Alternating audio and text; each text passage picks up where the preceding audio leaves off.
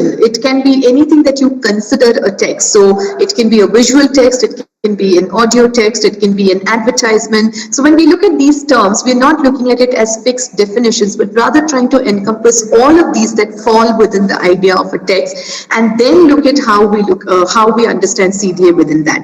So if you look at Dyack's framework, actually, Dyack looks at three dimensions of what critical discourse analysts do.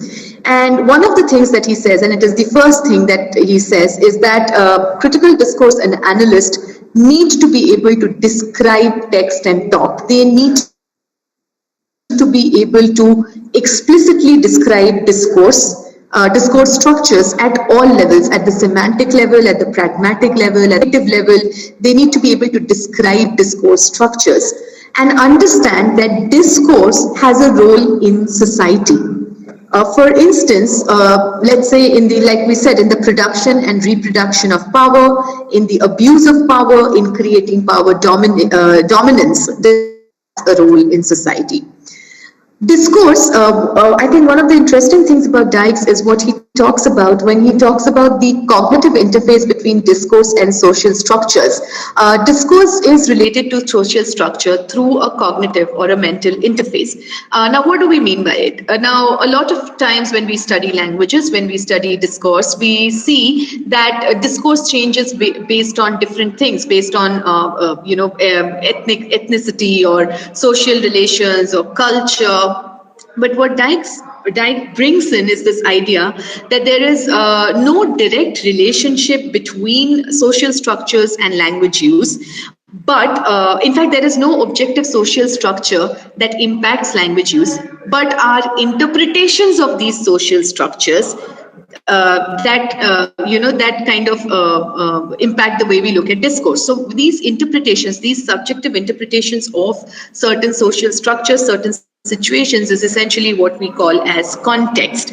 Now, discourse is then a function of context, which basically then is a subjective sort of mental model of different communicative events or communicative situations, right? So here, this becomes very important for us to understand that this mental relationship between, or the mental interpretations of context become very important in how we look at CDA. So like I had mentioned earlier, it basically looks at language then not just as a means of communication. In fact, it looks at communication also as a social, in a social setting, but it also looks at language as a form of social practice. And it tries to look at, or CDA would try to look at how language shapes and is shaped by the society.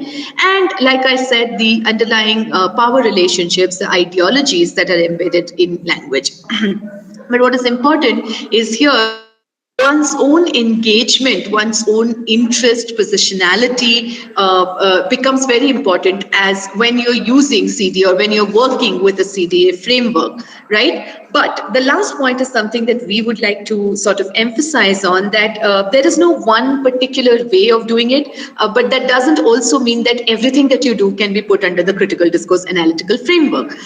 What is important is to begin with the question, what are we looking at and why are we using critical discourse analysis as a framework? And what is it that we are trying to look at when we use CDA?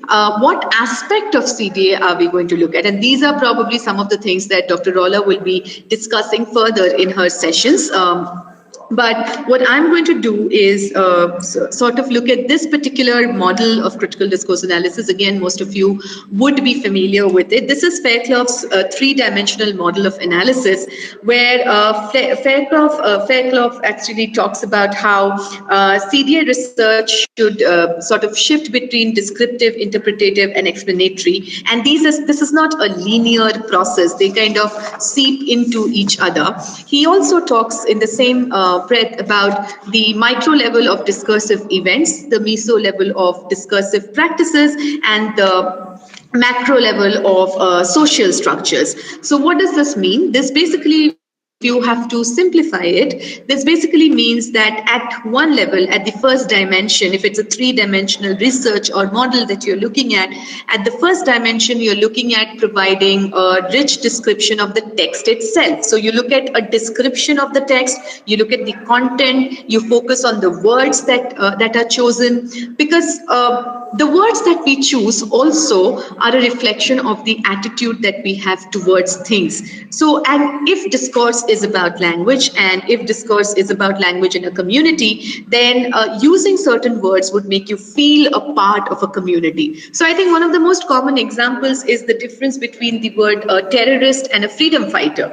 Right? And it might seem very sort of controversial sometimes to say, but when you look at these two terms and when you look at the distinctions, when you look at how you decide who is a terrorist versus who's a freedom fighter, you're also working within certain contexts, certain ideas of what you understand by terrorist versus freedom fighter, right?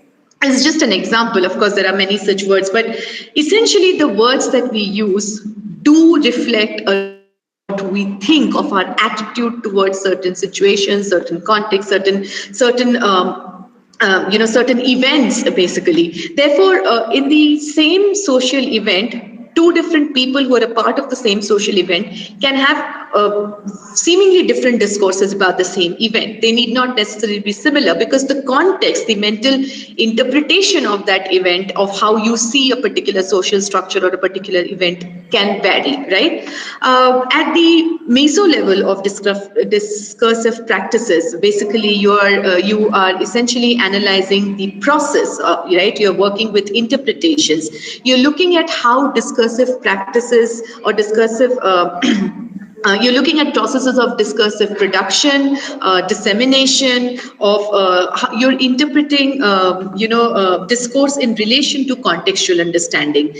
You're also looking at discourse as something that of change. You're analyzing the way in which these words are composed, the different contextual clues around these words, the placing of these words, because the text is always subjected to interpretation. And if you look at language, like we said, is never neutral. So you're looking at an entire text and you're looking at the process, you're sort of analyzing it, and you're looking at interpretation based on different positionings of different ideas in the text, different positionings of different structures in the text themselves. And with the social dimension, the social analysis, the last level, the macro level of social structures, you essentially are looking at, for this, you would require a broader understanding of the social context in which the text is created, in which the language is used, of the social relationships that language creates,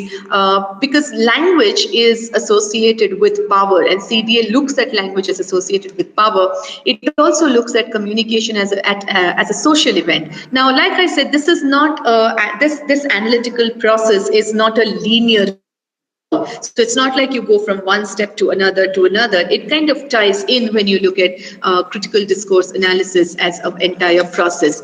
So I would like to conclude by saying that critical discourse analysis is not just a method. It is not merely a method or a framework, but rather it is an attitude towards looking at social and political research with the help of the tools that are provided to you by discourse analysis. So it is not just that, okay, I look at a text and I see relations of power and I'm looking at a CDA framework. That's not how it works. You need to understand, to take over from here. If there are any questions, I'm sure Rola ma'am would be able to handle that. I'm really sorry that I have to leave now, but I'm kind of already late.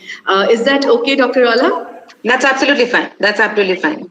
So before I leave, thank you so much for this opportunity, and I hope you enjoy the rest of the session. If you have any questions, you can also email them to me, but I think I'll leave the session up to Dr. Rola now. Thank you so much. Thank you, Shraddha. Thank you. See you. Thank you. And I'll be exiting the meeting. Thank you very much, ma'am. Thank you. Okay.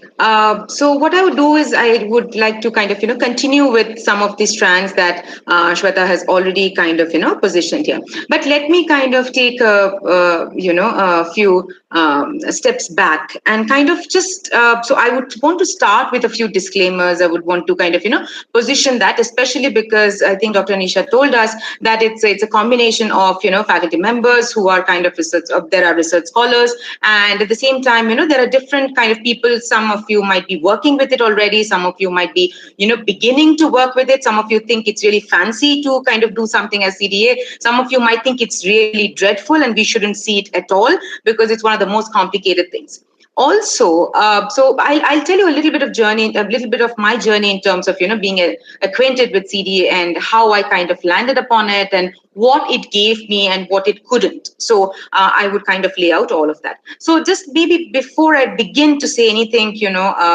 for the session, so let me say that I do not claim to be an expert in CDA. I can say that I do believe in the potential of what CDA can do. The reason why I'm kind of using this disclaimer is if you really go online, if you really look for good journals and kind of writing about CDA, you can see even Dyke himself and Fairclough, in terms of the current kind of research on CDA, it is kind of moving leaps and bounds, and you see the development, you see the questions that are being changed, asked, modified.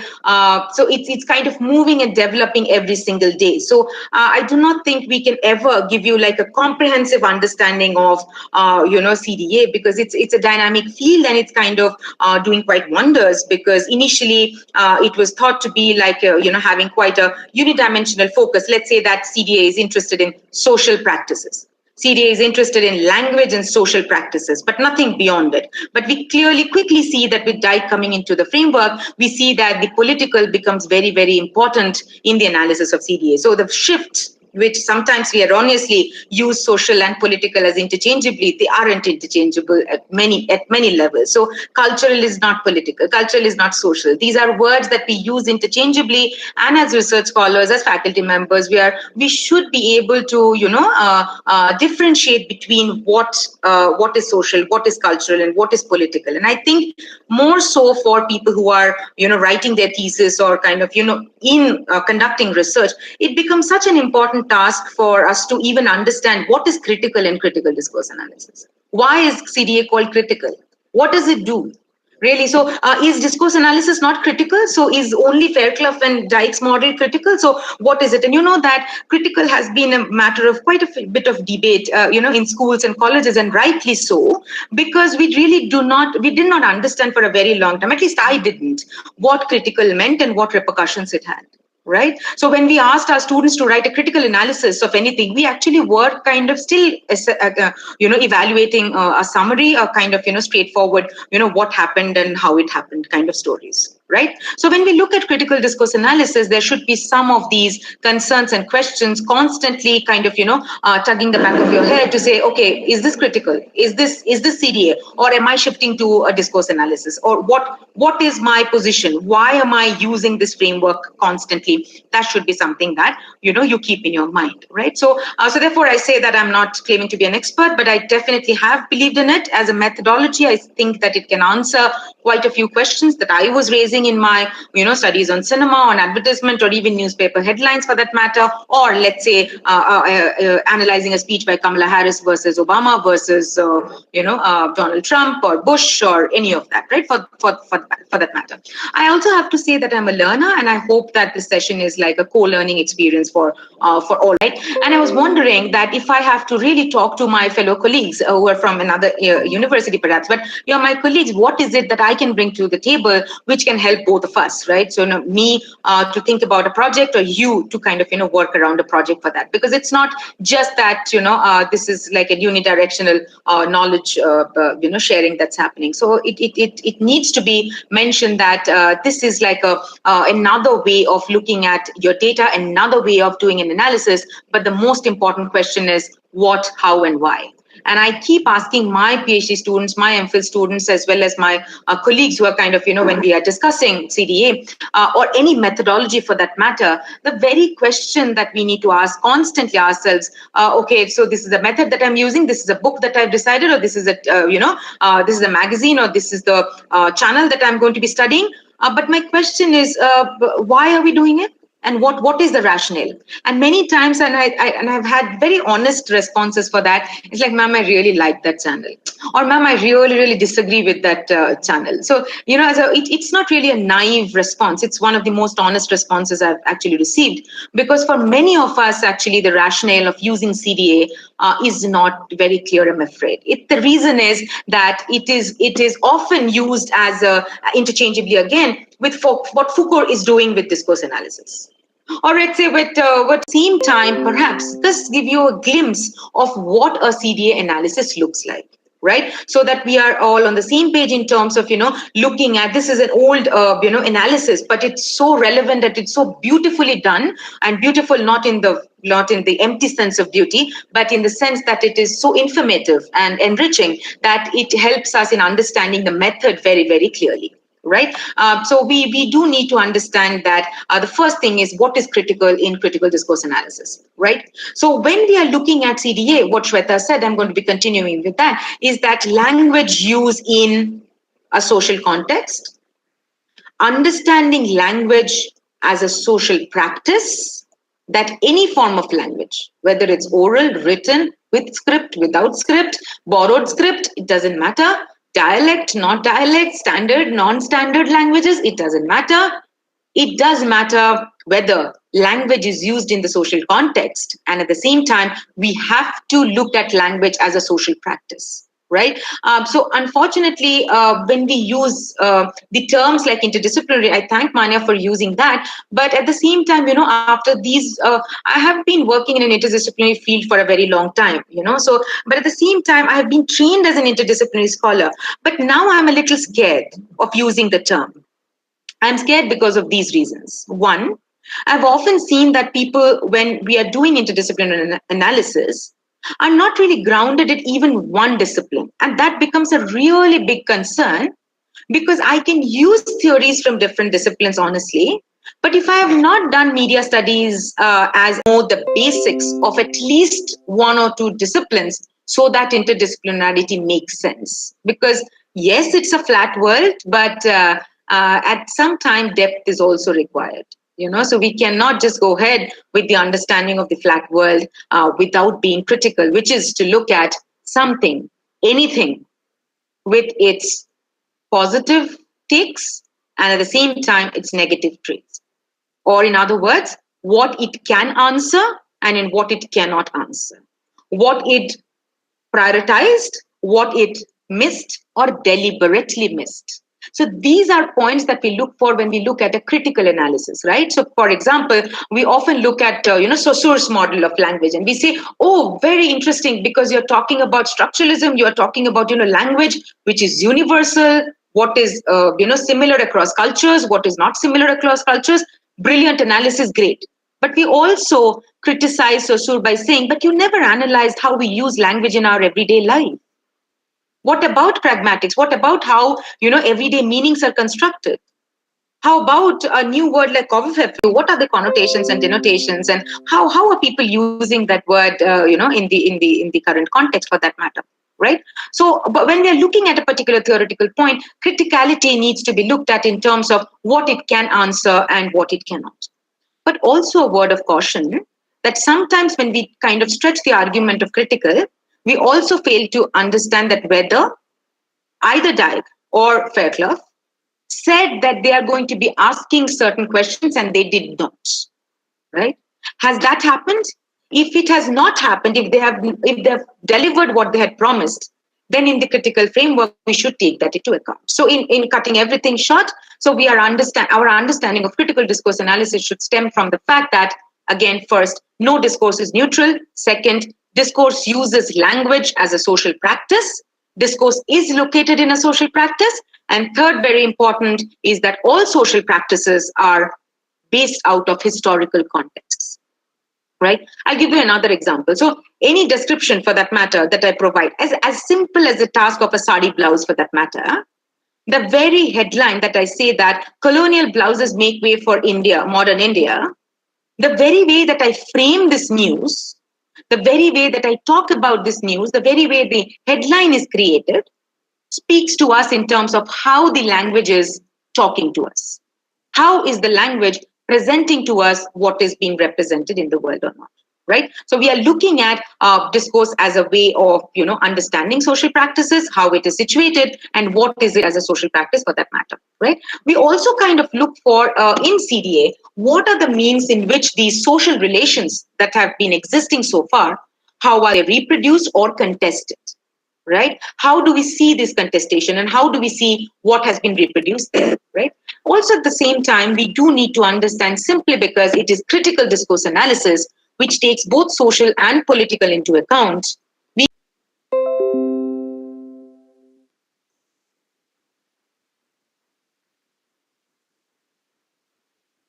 You have another news which says farmers protest despite right-wing propaganda. Khalistani angle finds little traction. Right?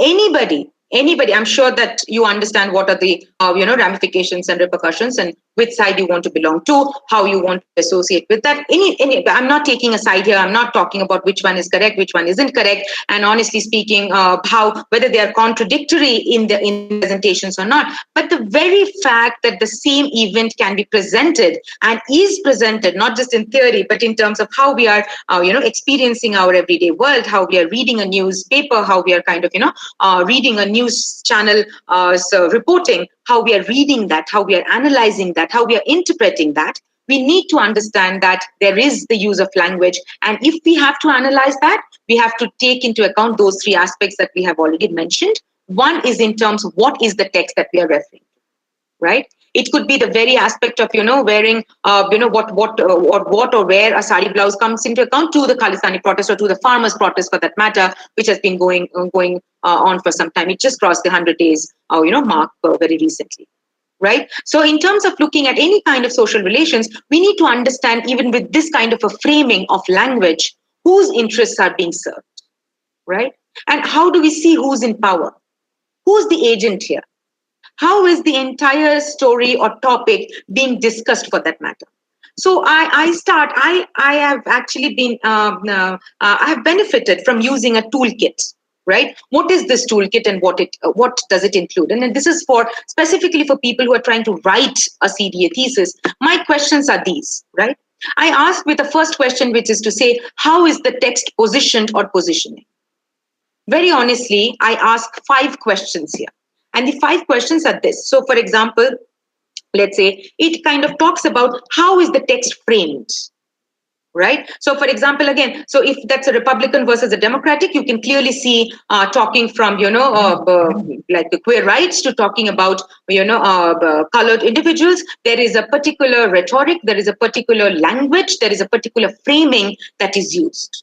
So anytime that you're thinking of doing a CDA, stop saying that I'm doing CDA. I think I benefited by thinking that what is my text? Let me first engage with my text. It could be a story, it could be an advertisement, it could be, let's say a headline. Let me look at the text and let me ask, how is the text positioned, right? Whose interests are these positions serving? Whose interests are being negated, right? Both positive and the negations of it. How is this positioning relating language to power? How is power being given to the individuals about whom this is being said? How is this transfer happening? Who is doing the transfer? How is this transfer happening? What can I analyze in language to understand that? Right? At the same time, we need to understand that where do we kind of see that there is a break or there is a contestation of this kind of a submission to power? Is there any, or is there isn't? I mean, there isn't any. So we need to really, really be clear in terms of looking for what we are focusing on. So therefore, when we kind of look at Fairclough's model, at least, so we need to keep these questions in mind. And what we need to also look at are that there are 3 interrelated dimensions of discourse that we talked about, right? One was the object of analysis, which can be verbal, right? What I'm saying. So maybe a speech. Visual, which could be, let's say the first flag that we saw, which was not really adopted by the Indian National Congress, and the current contemporary flag, Indian flag that we are using. So it could be visual. One can have an analysis of, where is that coming from, who was the producer, who was the consumer of that flag, and what happened to that flag for that matter. It could be a visual text as well. It could be an analysis of how Kamala Harris is talking vis-a-vis how, let's say, currently we say how Oprah was talking in the chat show, in the talk show that is doing rounds in terms of the royal, household, right? We are talking about the what of an analysis. The CDA also focuses on the how of analysis, which is how is it presented, right? So, for example, how is the reading, how is the listening, how is the viewing designed, structured, right? Who are the audience that people have kept in mind? Are they converts or are they kind of critics of us, right? How is it written? How is it spoken about? How is it designed to present to the audience, for that matter? Right. So you can clearly see that the very idea, when you go to Amazon now, there are quite a few products that talk about Make in India as a project. It talks about a certain kind of framing. Vis-a-vis, there are products which do not claim to be Make in India, but instead say Made in China very proudly. And what kind of, incidents or what kind of events or social practices or, political questions do you ask in that particular thing? Right. For example, anybody who's interested in Korean drama, looking at the Korean, the soft power that is Korea, and you're looking at and analyzing that, or anime for that matter, you can quickly see in terms of for Japan and for Korea, what kind of, practices, what kind of, discourse is being used in India currently to describe these processes, and what does it mean politically, what does it mean socially to do that. Also very important for critical discourse analysis is the socio-historical condition. Right? According to CDA, even a simple thing like color or font or a design can tell you what is the implication of that text, whether the text is colonial or not. Right? It's as simple as that. And it's fascinating that it is not a just so story. There are detailed analyses that individuals have done and have shown how these underpinnings, how these underlying framework can be done, for that matter, right? To analyze, to understand it. So that is something that we do need to look for when we are looking at these processes. So at the same time, when we looked at these kinds of different incidents that we talked about, the interrelated process, the dimensions of discourse, being the object of analysis, the process of interpretation, and the socio-historical conditions, right? These are different related dimensions of discourse that Fairclough is talking about. According to Fairclough, these are also require very different kinds of analysis. So when we are looking at something as an object, right? So what we need to do is a thick description, as you call it. If you are from ethnography of communication, if you have done that, if you have studied it, what we are looking at is a textual analysis. Very, very detailed, deep textual analysis. There should be nothing which is left out, from color to font size to even how the text is positioned, how the writing is kind of separated on two accounts, and all of that, like whether it's a column, whether it's a single stretch, and everything. As students, you might be overwhelmed with that. As research scholars, you might be overwhelmed by asking me, where do we end? Honestly, you would know when you've answered convincingly, when you've answered the question. It's not a never-ending project. It is not. After a point of time, there is an end. You know that these are the resources that are important, for that matter. Honestly speaking, if you're really analyzing my presence today within a critical discourse analytic framework, and the kind of examples that I'm citing to kind of understand what political positions or what social understanding do I come from, you need not analyze even the record button if it is not required, what you are seeing on screen. Maybe you could analyze the books that I have. Maybe you could analyze the painting that I have. Maybe you could analyze, even the attire that I'm wearing. But honestly, the record button or the people who are there, you would know what is required and what isn't. So it is not a never-ending project, for that matter. So that's a bad argument to place against critical discourse analysis or thick description. But textual analysis is something that you cannot compromise, for that matter. The next level is the processing analysis, which is interpretation. Please note, for Fairclough and Dyke, both of them, they have written in detail and in thousands and thousands of pages just to convince the readers and the scholars who are using it to find evidence from the text. At this level, you cannot imagine an evidence. Evidence needs to be given from the text. You need to connect it from within the things that you're observing in the text. You cannot just get an observation from outside of a text. You cannot just put it and plant it there. That cannot work at all. So you need to definitely get the example from the text for that matter. Last but not the least, for both of them, it's very important that the analysis that you're looking for in terms of interpretation has a social explanation, or there is a social analysis that is kind of looking for, how you can connect it and how you can be doing this for that matter. What is also important for CDA, and I thought that this is for us to kind of keep in mind whenever we are kind of looking for a CDA-based analysis, are these kinds of questions or tick marks. So, you have these checklists that you can keep with yourself, and you can kind of tick mark that whether I have answered this question or not, right? The first question would that be whether I have answered, how the text is framed. Right? But is this looking like a Republican discourse, or is this looking like a Democratic discourse? It is it's very obvious for you to understand that for that, I need to know what Republicans can say or have said historically, what the Democrats have said or is saying historically. This doesn't mean you be uncritical and you kind of just accept what is being said, but just a basic awareness of the larger social structures and the social processes for us to look for what's happening.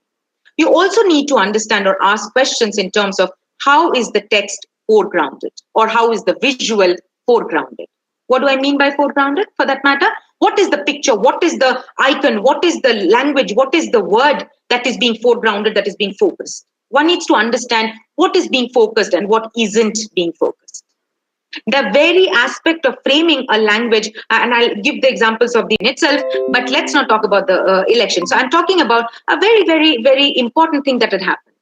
There is a particular space, and I'm calling it a tourist spot within quotes here. People go and visit these places on and off, if there is cold, if there is not cold, and all of that. Throughout the week, they had forest fire, and quite a significant part of that forest is not there anymore, right? Honestly speaking, there are only two newspapers which has covered the story. Apart from that, you haven't, right? The news papers haven't. So some of us actually started writing on Facebook and other social media handles to kind of bring awareness. But at best, what can you do really? But even without that cynical touch, it's very important for us to note that what was foregrounded in many of the newspapers at that time had nothing to do with saving that forest at all. Right? But at the same time, that was kind of relegated to the background. So when you are reading a text, please ask yourself what is being foregrounded and what is being backgrounded for that matter. So these are important questions that you need to look at. You also need to ask yourself when you're doing CDA, who is your audience? If you are a convert, really, if I'm talking about an agenda setting model to to my fellow colleagues from media department, they would say, really, Rolla? I mean, again, why? I know that, right? But I might ask, I might get back and say that, no, but this is relevant from a different angle, from a different perspective. But even then, you get my point, right? The idea is that who's my audience? Are you a convert? Are you not a convert? What is it that you are kind of looking at when I'm talking about CDA? What will you get out of it? Who's my audience? So I'm looking at an audience when I'm presenting this, that there are research scholars and people who are engaged in research and kind of struggling to find out how to really position or write my analysis for that matter. You also have an important aspect of topicalization. And this is coming from linguistics, which is saying how in every single linguistic or otherwise, every single unit is topicalizing or focusing on a particular aspect. Right? It becomes extremely important from the use of the term of a pronoun, let's say I versus we, because between I and we, there is a world, right? So within I and we can actually share the world, or we can create the difference between us and them. If we are doing CDA, this understanding of inclusion and exclusion becomes extremely important, because it tells us who are we siding with and what is my perspective. Because remember, it is not neutral. When I'm writing, every single choice of word, every single verb that I use, and there is a fairly detailed analysis in CDA, the kind of verbs people use, the kind of analytical framework that people use to explain any single event. So to the level of a verb and a pronoun, for that matter. And I will share just the links and just the kind of, instead of kind of bombarding you with information, I will definitely share those links, and I'll keep that for a minute or two for you to get a sense of what these CDA people are doing. Also, very importantly, in CDA, we do need to answer questions in terms of who's the agent and who's the patient. Agent as in who has action potential, who is taking an action, who can take an action, right? And who is the one on whom the action has been taken, right? If you say tear gas has been, used, it is very vague, right? Tear gas is not using by themselves. Somebody is using tear gas. So it is used on somebody, right? So there is a very clear relationship of power, of agency that critical discourse analysis is interested in. So this becomes another very, very important aspect of critical discourse analysis. So therefore, for critical discourse analysis, they constantly make this distinction between how I'm reading the text. So there are two ways of reading the text. I can engage with the text without being critical, not looking at what it is unable to answer, not looking at what it cannot, give me as an, understanding. But I can also look at it as a estranged, or as a person who's stepping back, right? In theater, we call that as a Brechtian distance, so I'm kind of taking a distance from that text, and I'm kind of analyzing what is the text trying to tell me, and how is the text kind of, not really telling me, but at the same time, it's giving me certain kind of vague responses. So I'm being critical that you are not really answering what I'm looking for, right? There are two ways. So I can be completely convinced by, Arnab, for that matter. This is exactly the way reporting should be done. And this is, Arnab is actually telling the truth. So I'm completely convinced, and I'm looking at Republic TV to be absolutely in awe and kind of not be critical of that way of storytelling or narrativizing a news report, for that matter. Right? But at the same time, I can be very critical of Arnab, and I can say that, oh my God, this is not addressed, that is not addressed, this is not being done, that is not being done. Right? So for critical discourse analysis, they are saying that we need to have a balance of both. If we are completely convinced, then we are not critical. If we are so critical, then we perhaps would miss the points that there could be, some things to be engaged, something with which we can engage. So there has to be a certain kind of dynamic connection between how we are reading and how we are positioning ourselves with that. So there could be elements of, so the distance, the way we removing from the text needs to be balanced out, needs to be looked at in a certain way, which can give us this way of looking at the consequences or our analysis. Right? So they are guarding us against any kind of naturalized reading, which tell us this is the truth. Right? From 100 versions of Ramayana to the current practices of news reporting. And for that matter, so for example, Frontline would write a report on, let's say, a community in Bangalore or in Karnataka. Prajavani would report one, and at the same time, Times of India would say one, Hindu would say one, Indian Express would say one. Right? And in terms of looking at these narratives, again, depending on our political positions and our social positions, we are convinced about one or the other, agree. But at the same time, critical discourse analysis is asking us that we need to reflect when we are doing this analysis. We need to look for what kind of toolkits are we using. Have we answered those questions that we are, that we had promised to do apart from various things? Right. So what is it that we are looking for in terms of the practice, in terms of, policy, in terms of how it is presented, for that matter, etc. Right. So when we are looking at this kind of a critical discourse analysis, it's very important for us to look for the toolkit in terms of how or what are the description points that we are using. The topics that I referred to, from framing to foregrounding to backgrounding to topicalization to agent-patient relationships, apart from other things, are extremely important to understand what is my position and how do I look at it eventually. Right? So this is what I have in terms of looking at what is critical about critical discourse analysis and the very understanding of what is required for CDA. So I could stop here and possibly take a few questions, and then if required, I can also kind of show a particular analysis that I was quite fascinated about, and that taught me how to do critical discourse analysis. I can share that paper. It's an absolutely stunning paper because it is so simple, so accessible. At the same time, it does teach you, it does handhold you, because I know my supervisor was very confident about who I am and how I can interpret text, and so gave me really Austin and Saussure in 1 week to finish and come back. I thought they're fancy names, but believe me, I have cursed myself because I just couldn't get a hang of it. So sometimes handholding is a bit required.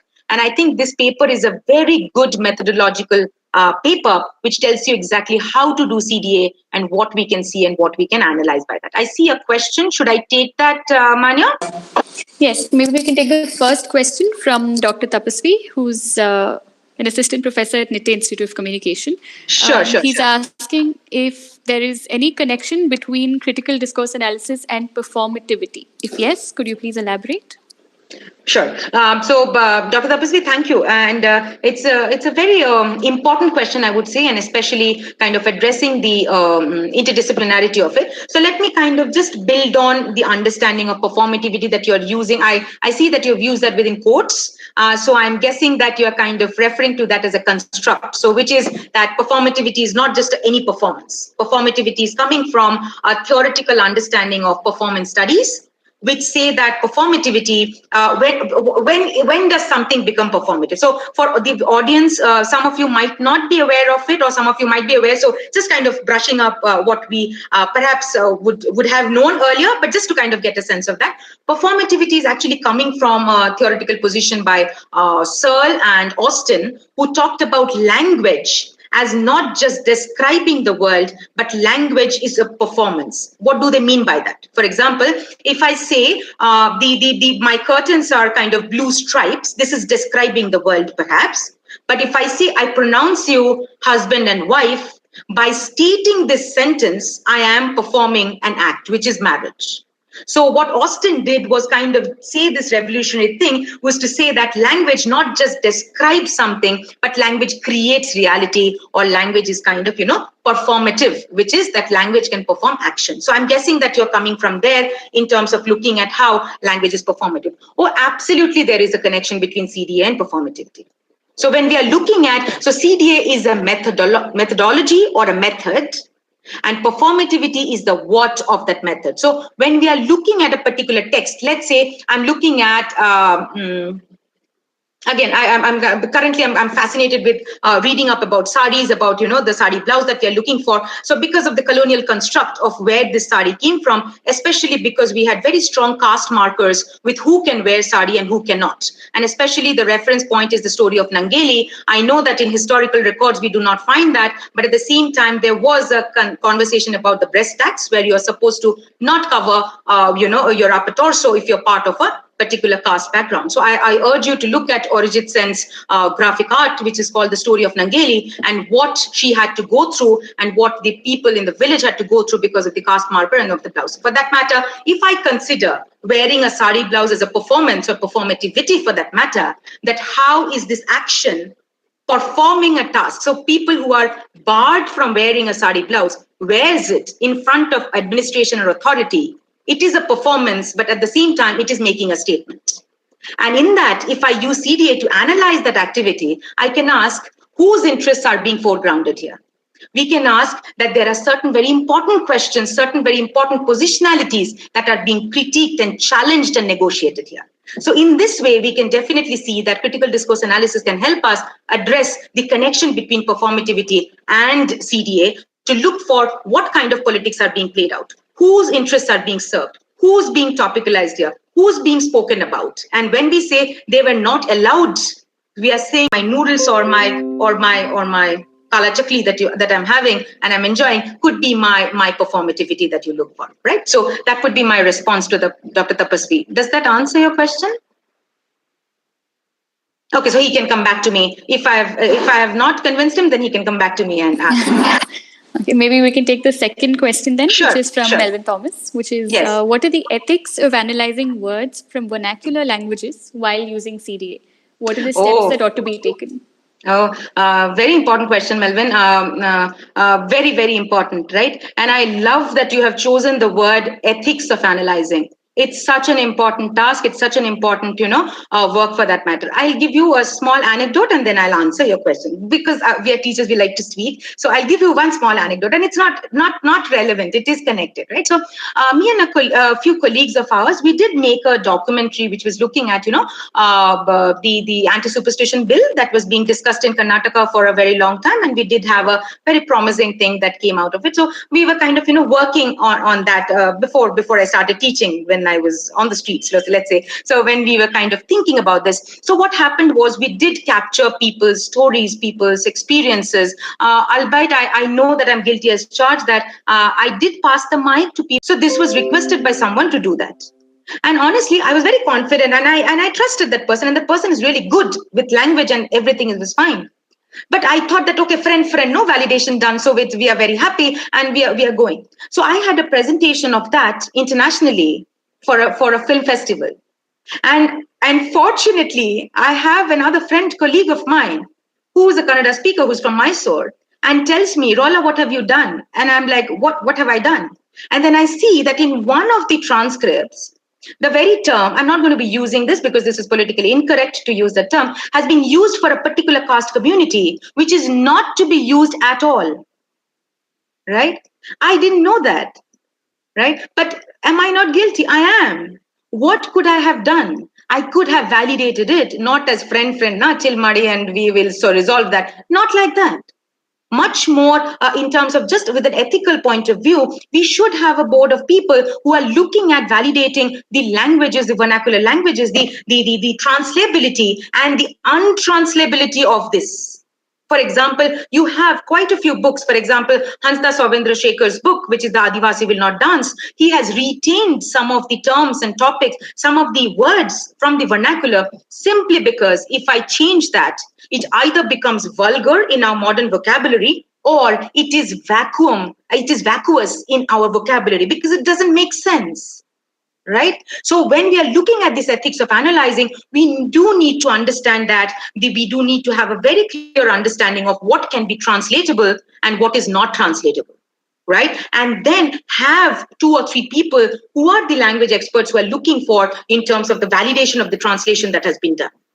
But even after all of that, do you think we achieve 100% translatability or understanding? Then why is lost in translation such an important concept?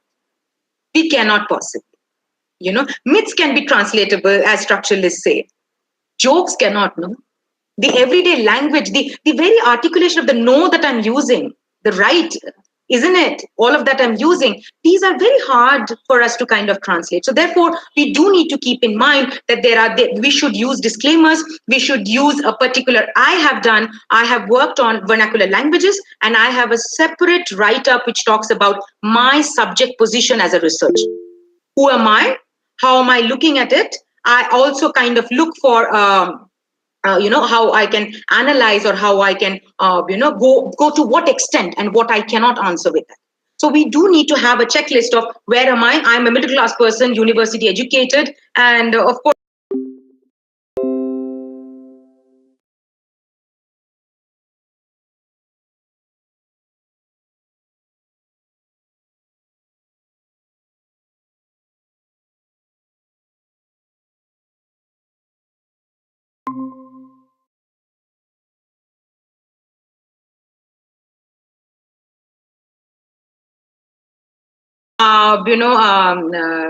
let's say kanji, and if I meant water by water, then there would be a real problem. If you were thinking that this is mutton kebab and I wanted chicken kebab for that matter, to be some kind of intersubjectivity when we are using language. Right? Of course, there are concerns with words like chumma and others because what it can mean here and what it can mean up the Vindhyas are very different contexts. Jokes aside, I'm not trying to trivialize it. I'm just trying to say that discourse actually, I think, has in the current research, current understanding, we are not really asking the question of subjective, objective anymore, but we are looking at intersubjective understanding. That's my first part response to your question. But I do see where you're coming from. Right? So therefore, I did mention that when we are looking for interpretation for critical discourse analysis, the evidence needs to be in the text. So for that matter, let me kind of, just to give you an example of what it could mean for that, quickly just show you the news clipping that I was talking about. So let's say I take this particular thing, right? And I'm analyzing with the critical discourse analysis. There's a lot of mental deletion that we are constantly doing. So therefore, anytime that I'm interpreting in CDA, I need to provide the evidence from the text. Just like how I provided evidence for my claim that perhaps it is going to be critical of the Modi regime by using the term despite right-wing propaganda.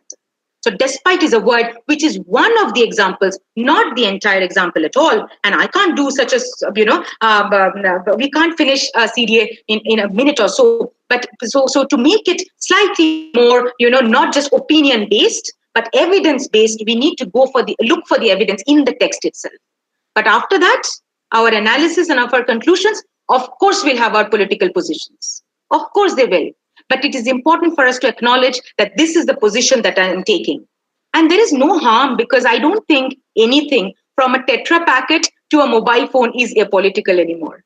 Right? So we know which companies, we know what language, we know what frames we are using. Even the dress that I am, attire I'm wearing, I'm the bindi, whether I buy my, oil from Adani or not, whether I do not buy or whether I buy, everything has become political in that sense. So there is nothing that I can escape from by not answering the question by saying that, oh, it is subjective. It can be subjective, but evidence-based. And one can, of course, have disagreements by saying, oh, but that is your interpretation of it. My interpretation, like the 7 elephants, so 7 men and the 7 blind men and elephants that we talk about, the stories and the perspectives need to be based on evidence for that matter. And then we'll battle it out in terms of which evidence is constructed and which evidence isn't. Of course, we can't work with doctored videos, but we can definitely work with the text, what is written, and what is the historical significance of that for that matter. We can, for sure. And that is something, and I don't want to ruin it, but I also want to ruin it. I want to really, kind of talk about, we think that there are big things that we are kind of, looking for when we are analyzing with critical discourse analysis. Since it was destroyed for me, this is a little bit of sadistic pleasure that I also want you to look at. Even things like Tom and Jerry, we thought that, oh, that is really sweet. And I'm sorry if there are research scholars and students who's kind of, cursing me right now, that there is quite a bit of history about racism in Tom and Jerry. Right. So if you really want to analyze, and there are hundreds of analysis done of what is happening with the character, who's the colored person, where Tom resides in the house, to negotiate that boundary or that kind of fuzziness between subjectivity and objectivity. Dr. Klass, I have a follow-up question to that. Sure. Is it possible sometimes to overread? Right? Yes. I completely understand that interpretation is also important, right? Is it sometimes that we get carried away and maybe we overread? Sometimes when I'm reading something somebody has analyzed, maybe what I myself have written, I have this small, niggling, uncomfortable feeling that maybe I've gone a little too far. How do you avoid that pitfall? Right. Can I ask you in terms of, did anybody make you feel that, or was that your conscious, thought? No, that was me. I think when I was trying to figure out. Yeah. Okay. So I see what you mean in terms of that. Where do I stop? Yeah. Right. That was what I was kind of talking about. Yeah. I have a humorous answer. Let me give that first, right? Because it's at 4:20, I think people are looking for coffee and tea, and so all of that. But I think that there is your thesis supervisor, your instructor or your teacher is one way that I'm not looking at it from a position of respectability, from a position of seniority. I'm not saying that at all. What I'm saying that is that you can have your colleagues, you can have your friend, anybody, to say that, okay, when I am saying something which is not adding to my first question that I had asked for my thesis, it is taking me to a different thesis altogether. And this distinction will never be clear at all. I completely agree with that. Maybe it's time for us to go back and write an abstract. So what I do is I write an abstract first, then I start writing a paper. And in the middle of the paper, I go back to the abstract to rewrite it, because there would be quite a few things that have been added, which was not envisioned in the beginning, right? But when I have looked at a first level of analysis, I would go to the second level of analysis, which is a meso level, right? That's what Farah Clough is talking about, right? The analysis and interpretation. The moment I go to the social issues, for that matter here, so let's say how we had a discussion with Dr. Tapasvi, right? I talked about Austin Searle about performativity, then I connected with that. Dr. Tapasvi says, yes, but I also had gender in mind. So that I missed it, right? I did not speak about it. Was it not connected? Yes. Was my thesis less comprehensive? No. That's what I understood and that's what I addressed. But if I had included gender, would that be a problem? Depends on what or how I'm presenting my idea, really. If my question is that in terms of looking at, yes, surely, Shilpa, I'll do that right away. I'll send that as a link, and so that it can be, shared across different people, right? So you can, I'll share that right away. So when we're looking at this, the simple answer is there is no end, but the stricter supervisor-based answer would be this, which is to say that there is a level or there is an answer. So let's say, do you think tea is political, or do you think Ringa Ringa Roses is part of children's literature? If you come back and ask me, I would say no, because Ringa Ringa Roses was kind of constructed at a time when there was this a deadly disease that was going up and people were falling, dying. That's why Ringa Ringa Roses and Husha Husha all fall. I'm so sorry for destroying all childhood memories and games. When we meet, we can resolve this with a cup of chai or anything. But so the question is it meant for children's literature? Yes, it is used as children's literature. But does that have another social political history? Yes, of course it has. And so when I'm looking at a paper on children's literature, I can go and analyze this bit. But if I am a nursery school instructor and I'm looking at education-based programs or pedagogy, I will not look at the politicalization of Ringa Ringa Roses. I will stop with what is my pedagogy? How am I going to teach? Whether students have liked it or evaluated it? What are the positives of it, and what are where it doesn't work? I will not go into the socio-political history of it, simply because my question has been on pedagogy in kindergarten schools. But if my question was, is children's literature political? I would have addressed that issue for sure. So going back to the question, I think it depends on my framing question, how far I go, but sometimes we do go overboard. So let us leave that to our colleagues and see what kind of approach we can have and how far do we. After 365 or 370 pages, let's not write a thesis anymore. Let's stop it and let's listen to music. Yes. Okay. So maybe the last question that we can take. Before that, 1 second. I will forget the paper. Can I just put the paper here? Yes, please. Okay. Just a second.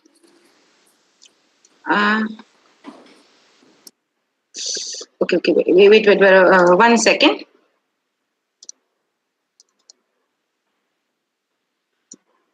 Can I please send it to Manya? Will that be okay? Yes, I'll share the link with the others. Yes. Yeah. Okay. So Dr. Nesra is asking the relationship between text and ideology and between the author, and it appears to have changed. Is there a need to formulate a new method? Dr. Nesra, I think that we have constantly negated and negotiated this relationship between text and ideology. Think about, we were saying that, the authors. So in Indian philosophy, I know that we have this philosophy called the Spotavada, which talks about, that with my utterance, something is created, right? So that I'm doing a very, bad work here. That this is a very bad summary of it. But there are quite a few philosophies which talk about with my language is the world is created, right? So at the same time, we see that who's the author here? Who's the reader here? So there are questions and negations and negotiations and contestations that have been there throughout history to look at, the relationship between text and ideology for that matter. For example, Barth talks about the death of the author, that the author doesn't exist at all.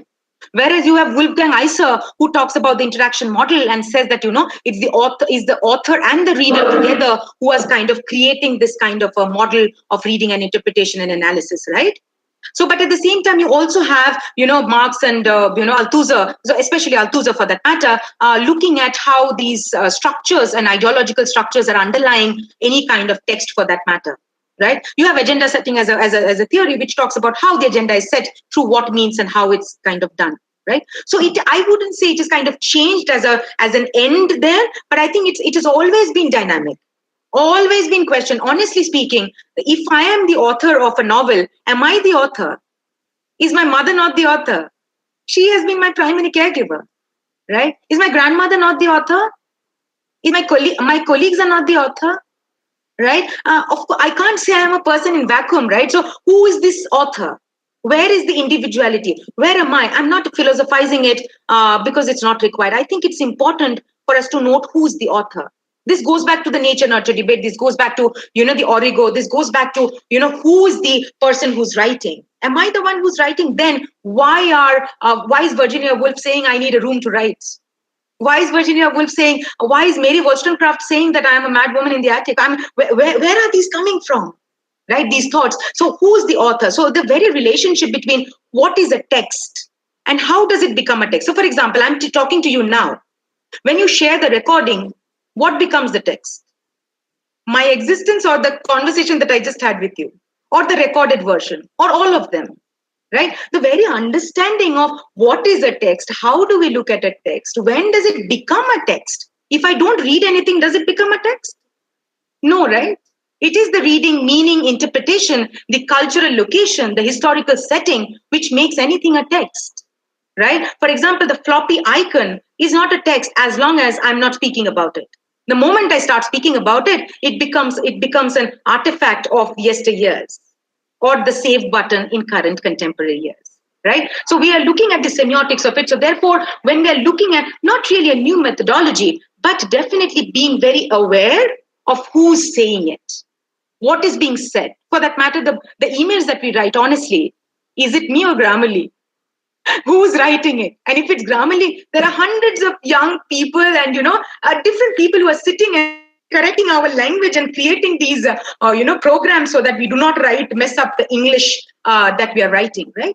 So who's writing it actually? Me or Grammarly? Or somebody who's working there, right? This autocorrect, who's doing it? The constant invocation from, in your Gmail, in your Facebook, in all of these places, the constant, harking of, okay, so you looked for some university in Canada very discreetly, and the next day you have bombarding with universities in Canada in your mailbox, in your Facebook advertisement, in your YouTube profile. The algorithms are super cool.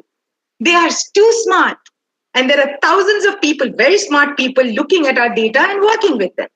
Right? So therefore, in terms of looking at really collecting data and who has authorship is a big question, but that's for another day. But I would say that the relationship between text and ideology has always been very, very contested, negotiated very strongly. And this is not something that has ended. It is a dynamic process that will continue. But we need to be very, very clear in terms of who's writing or who's kind of commenting on that. I think I've definitely gone way overboard of my time. So I don't want to kind of, give you another contact. So maybe I would stop here. But if you have any questions, please feel free to write to me. My email address would be rolla.das@christuniversity.in. I'll repeat that again. R for rhododendron, O for orange, L for London, A for America, D for Delhi, A for America again. Oh my God, too many Americas. S for sweetheart @christuniversity.in. Do write to me if we have some unfinished, conversations, or you completely disagreed with something that I had said. You did not like any example that I said. So I stop here. I hope I have done justice to at least a little bit. It's quite a huge area. We should keep the conversation on, and we would see what to do with that and how to, develop this idea. Thank you so much. Thank you so much, Dr. Das, for a wonderful session on both the theory and the application of critical discourse analysis, and also for tailoring it so well to our media studies department. Right? Thank you so much for agreeing to be with us. Thank you. The next session will begin in just a few minutes.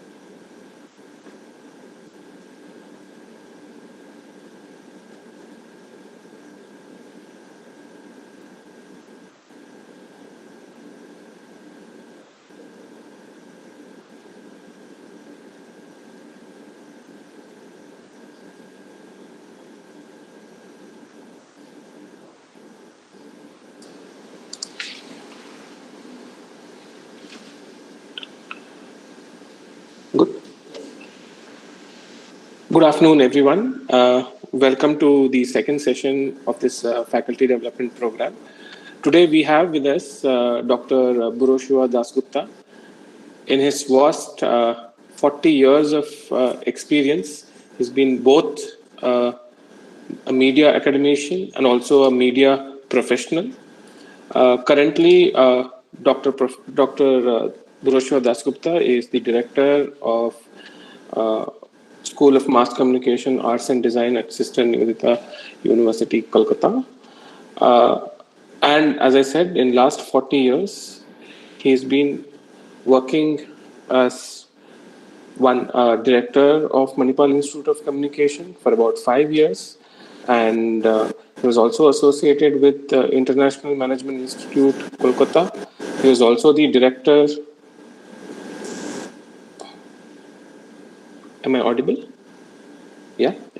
So he was also the director at the NSHM Institute of Media and Design, Kolkata. And as a media professional, Dr. Dasgupta has worked with the Statesman. He has worked with the Economic Times. He's worked as the resident editor of the Financial Express. He has been the consulting editor for business economics for more than a decade. And Professor Dasgupta has keen interest in media research, wildlife, and new media. So, from all of us here, we welcome Professor Dasgupta to this faculty development program. And over to you, sir. Well, thank you so much. Thank you so much, Ravi. It's really a pleasure to be interacting with you, your team, and the people, the keen young the research team that I see. I joined this organization, rather this particular seminar, a little earlier, and I was listening to with rapt attention what was going on. I mean, I really enjoyed the former session, which we discussed with the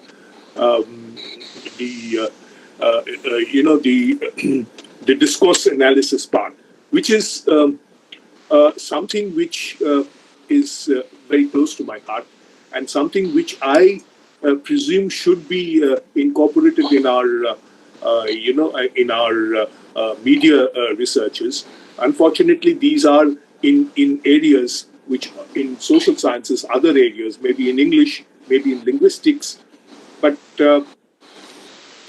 we find that our media researchers are more confined, and that's what I'm trying to emphasize today. I mean, the thing is, we are concentrating more on the technical or the statistical areas of research, rather than these ideological or philosophical areas which come from other sciences, other social science streams. And this is what I personally feel should be areas of multidisciplinary or interdisciplinary studies in media in future. And this is something which is very healthy, and I think this trend should go on. Anyway, my topic today is the use of new media techniques in media research. It is, to some extent, a continuation of what I said yesterday. Yesterday, my topic was writing a research paper for peer-reviewed journals, which I talked about the basics of research paper writing, which one or two slides I have incorporated here. I do find a few, listeners or the audience who were there yesterday also, maybe a little bit of repetition for them. But then I wanted to integrate the basic research structure with the techniques that have been added, or that has been the change that has come in our media research today. As I said, and I am not in favor of so much of statisticization, like, if I could use that word, of media research today. I would be more into the other group, the qualitative group, which includes the discourse analysis part, rather than the quantitative group, where the new technology has contributed greatly. My point today will be that how the new technologies have really improved our qualitative structures. I don't rule out, because qualitative research is something which is really something which has strengthened our research explorations, but it has not. And in fact, the new technologies that we use today for research, they are not, I should say, add to the more to the qualitative part or the qualitative research part, which in my opinion, it enriches the research activities, and it has enriched research activities in social sciences, but maybe not so much in media. Well, I today have a few more, I should say, slides which I need to show you. You give me a few moments to go to the slides, but then I may have one or two videos which I think will be. Is it visible? Ravi, is it visible? It is visible. It is visible. Okay. Thank you. Now, first, let me talk. I mean, this might sound elementary, but I need to start with the first steps and then go into more into the depths of what the new media or the social media means. First of all, I have collected from some information which describes what social media is. Is today the social media, or the new media we call today, is everywhere. It's omnipresent. Nobody, in fact, the younger generation today, in the last who belong to the last 25 years, in which we have discovered the social media, they are the children of social media. They have not seen the old media or the traditional media so much, because this change, the radical change that has traced the change that has happened to media from the change that happened from new media to the old, from new media from the old media. But then today's scene today is that half of the world, of the 7.7 billion, are part of the social media. This is a report from a North Carolina university, which was done in 2019. Of course, already 2 years, and 2 years is a long time in media research. So it must be more. I'm sure it is now more than half of the world population who are using the social media. And another figure is that 1 million new users are added to the social media, and Facebook, especially the Facebook app, that is the leader, which is adding 500,000 every day. That is the reach, you can say, of the social media today. So another point, I need to summarize one or 2 points. What the basic change that new media has brought in. First, the technological change, and it is known more or less by everybody that the 3 basic technologies that made the internet, or what we call the internet, that which changed the world, the media world, there are 3: the satellite, the computer chip, and the digitization. If I may just briefly talk about it, what the function of the satellite, it is the reflector. All the signals that we send from the Earth, it is reflected and back, and it is received. The receiver is the computer chip, that is whether it is in your PC or in your mobile phone. That is the reception part. And finally, the digitization, as you know, we use loosely what digitization is. Basically, it is you can say the 0 and 1. The binary system which made it possible. Meaning that our sound, our word, and the picture, they have come together. That's the convergence. This convergence is the digitization. And because of this technology, basically the signals have been possible to be transmitted through one wire. Otherwise, earlier in the olden days, we used to have the telephone, which was just the transmission of sound. Whereas today we transmit the sound along with the text and the color of the pictures. And this is what made the internet possible, or the new media possible. And that is the technological change. But what has the impact is more far-reaching, meaning the entire traditional media, which is a one-way communication, which is, say, the newspaper or the radio or the television or the film. For the common man, it has enlarged our public space, the democratic space, because even today we regret that we finally have the government coming down heavily on the social media today, trying to restrict it, because it is something, it is possibly moving towards, that's what they think, that's moving towards license. I mean, the freedom enjoyed by social media, that is creating problems for the government. So that freedom is the public space, and it is essential for for our democracy. And that is what has been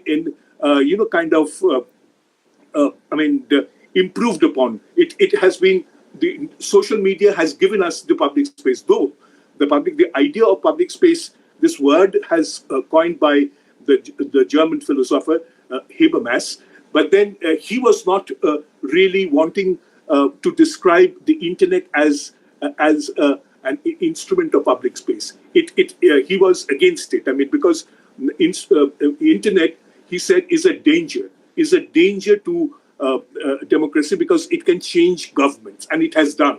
So that's why Habermas was I should say, he was a student of enlightenment, and he continues the enlightenment. He doesn't change. He doesn't believe in changing the governments through an instrument called internet. Anyway, that's a different story altogether. But the fact remains that it has internet. Whatever the idea of the man who described this freedom as public space describes in the internet, it has improved our the public space itself. The flip side, of course, the new media is the increase in plagiarism, increase in fake news, and this is something which I'll talk about it at length a little later. But then this is something which is the darker side of the new media. While it has empowered the common man, it has enlarged the public space. It has also added in the we should say in the world of information explosion. It has added fake news. This is something which is the dangers of new media.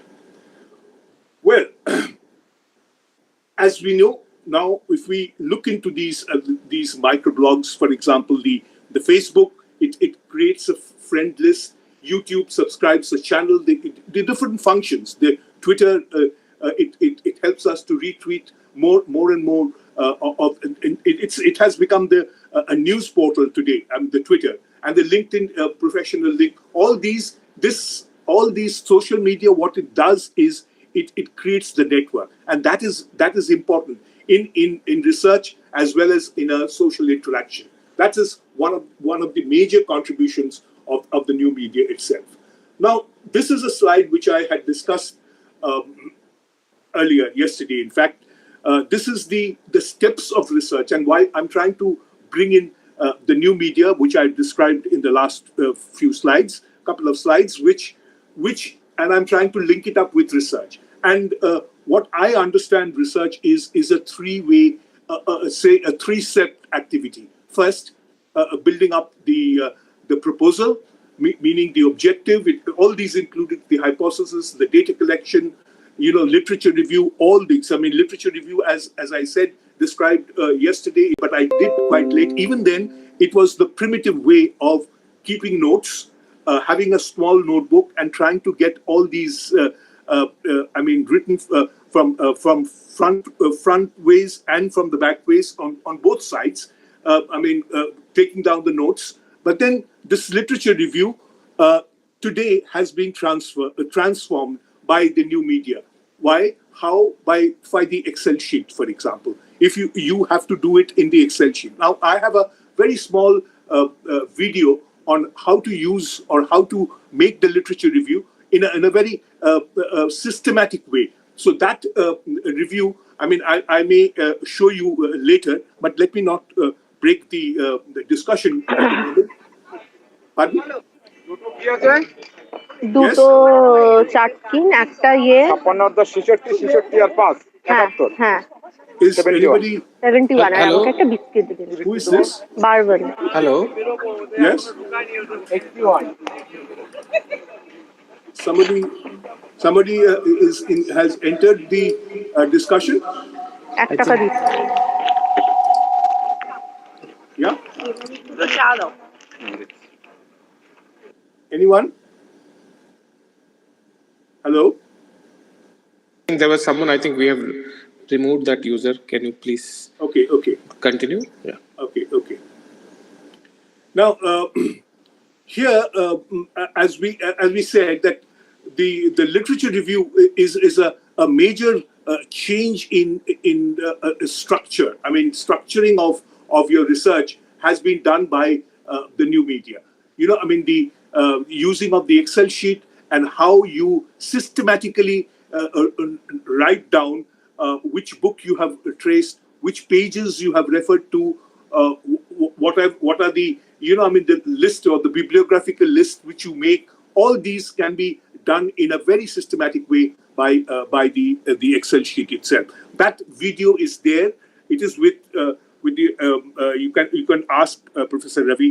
I'm sure he will be able to show it. If we have time, we will do it. But then it is there. I mean, just to show how the primitive way of taking down notes, the handwritten notes, those things have been replaced by the new format of literature review. Now comes the other part where I will show how the change has come, especially in the analysis part, the methodology part. The second aspect where the quantitative aspects, the graph, tables, and the softwares. In fact, that is the basic change that has happened. The use of the spreadsheet, use of SPSS, and the latest softwares. The SPSS now has become old-fashioned, though most of the people use when they talk about the figures and the number of the questionnaire material that have been collected, and then when they have to analyze, they use SPSS. But then the latest versions are Python and R and all the new kinds of softwares that is necessary. And mostly these are softwares required for the quantitative analysis. The qualitative part.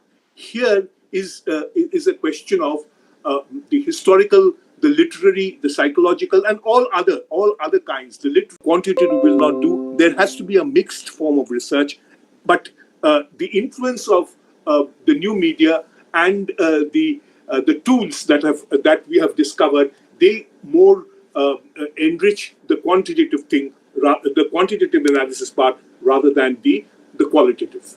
Of course, the conclusion is, and most of the conclusions come with a mixed form of research, the quantitative and qualitative. But unfortunately, the trend today in media research is still, with all these gadgets, with new media tools, the trend is more towards quantitative analysis.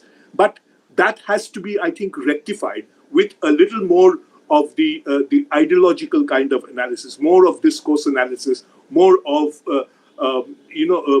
theoretical framework creation, where the new media is still not helping us to that extent. I will talk about it. I'll give you some examples later, but that's the method. Well, finally, the bibliography. I've told you that when you are using the literature review, that literature review part is done with this Excel sheet, and that helps you to make the bibliography better. Otherwise, it's a very painstaking method where you will have to follow the MLA method or citing of things, or the APA method. All these methods, all the researchers are familiar with, but that doing it manually is a very, very tedious work. But that has been today very easily replaced by the softwares. Yes. Now here receive them, write them down, but all this has been almost replaced by these the Google form, you could say, and creating these questionnaires and sending across to the people we want to, and that is how we are doing the field work. We hardly move out of the room. We don't have to move out of the room if we want to. I mean, that can be done. So that's one thing. The connectivity, the emailing system has replaced the traditional field work of research.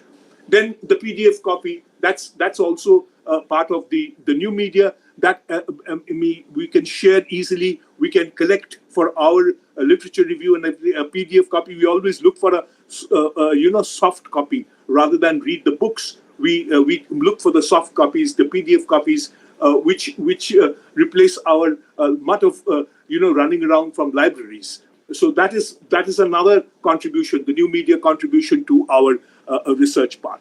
And then we have the research forums, the Google Scholar, the Research Gate, the Academia Edu, because these are areas where you can read up much of the research that is going on. I mean, you can add your own researches there for a more wider public view, and at the same time look at others' research, whatever research are we going on. Of course, in UGC, India government, the UGC Shogandha, I think that's the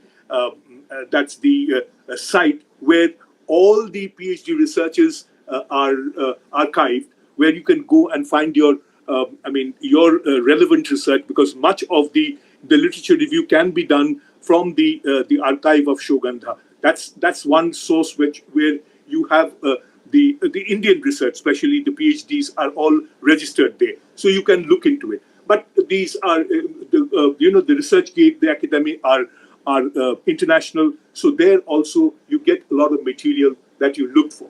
The community engagement is also now today possible. We have these groups, our common likings, that is also have been made by the social media. Your groups, Facebook groups, and other instruments where you would like to be together. Now, this, of course, initially, many of the scholars were skeptical of the social media. They wouldn't like to participate, but today, they understand that's a way to, it's self-defeating. It's cutting yourself off. So it brings being part of the communities, the scientific community or the media community or the anthropologist community or the language linguistics community. These communities bring in a lot of, interaction, debates, and it gives a lot of credibility to the kind of work that you are doing in the research which you specialize in. You can talk about this to people who are also maybe in another corner of the world are working on the same lines. You can interact. So this networking has definitely helped you to reach out to, though you physically you are not there, you can reach out and be able to interact with common interests. Yes, and then another area which we do, because research, as you know, is basically looking for more. Yesterday, I explained what research is. Fundamentally, it is search and research, repeated search, and that is what you do. And today, with the Google search, it has almost replaced a lot of energy that goes in running around and finding the relevant books. Google search gives you lots of material, but at the same time, the other side, or the dark side, is the dangers of plagiarism. It adds on one hand, Google search will add to your important ways of doing quantitative research. So that's the way where you can find your work or relevant work. So using of keywords, it's another form of the hashtag is another form of using keywords, and that is a part of the research process. The SEO, the data mining, all these are done with a lot of software help, and these are become part of your search process in your research work. Now, here, this is what the two broad ideas of research, where it is the quantitative analysis and the qualitative analysis. As I've told you, PowerPoint, Excel, all these are presentation softwares with which all the data that you've collected, you can make a good presentation. You can catalog things. But where is the, the analysis part? Where is the perspective? That is what is missing in today. It's my opinion. I mean, you may not agree with me totally, but I would put forward this theory that today's media is more inclined towards statistical analysis, more into the quantitative aspect, which needs to be rectified. There has to be a greater dose of the the qualitative analysis part. It is here which enriches. I mean, I don't rule out the quantitative part. It gives, first you get the data through the questionnaire and everything with the data in place. Then you have to use the qualitative analysis tools. That's important. Yes, the discourse analysis is one area which we should, adopt more and more. It's a human activity. Technology enriches this, but we cannot replace it. Softwares have transformed quantitative analysis, but it has left qualitative analysis virtually untouched. This is an area which we will have to, look into. I mean, it's not always possible that our new kinds of software, the novelty aspect is definitely there, but the novelty should not, be consuming us. We should make use of the softwares, but then those softwares should help us to analyze the data that we have collected. But from the data analysis, we have to take off with a qualitative aspect, added to it. Quality in research remains a matter of the human mind. That area is not replaced by machine. You have today we are having the man-machine conflict. The robots and all things have come into being, but that will not be able to replace our the qualitative edge in our research work. We need to keep this in mind. Yeah, here let me go into a few of the the case studies which I would like you to show you a little bit. One is the UK government's social research. The Department of Works and Pension. They did the use of social media for research and analysis, and they found that through social media they can study people's behavior, their awareness, how much they are aware about, say, the government policy or the public opinion on policy. You can judge the public opinion. They can also look for, where are the sources of info? Where the people get the information of sources. So that source sourcing is also something which is part of our social science research. So and of course, they are aware of the you can say the authenticity of the information. So they want that you can say the benchmarking. They can say that what kind of data they have collected, the people, what they collect, and also some of the basic data that is available, say the government data or the kind of data that is there. The comparison part is very important to make it more authentic. So what they had done is, this is just a summary of what the research. If you can look into the full paper, that is available. If you Google, you can, surely find this research that the UK government had done, and it will show you how seriously, in fact, much earlier than these social, giants like the Google and the Facebook, they also use. I'll come to that point. They use the social media, their bots, the new media instruments to understand human behavior. But that was earlier, trying to understand human behavior by the governments itself. It's more a social aspect, whereas the research that is done by Facebook, Google, and others through, I'll come to this, yeah. The model, the entirely based on algorithms or the bots. They study human behavior, your likes and dislikes. But this is one thing which is basically a commercial thing. I mean, the social media's understanding of human behavior is more commercial, not I should say the UK government's looking at human behavior. Their analysis of through the social media analysis of the human behavior is trying to understand government policies, how much they are aware, whether they like it or don't like it. They were the earlier forms of social research which they did, which has been made more sophisticated by the models of Facebook and Google. You can say that's the major way of earning revenue.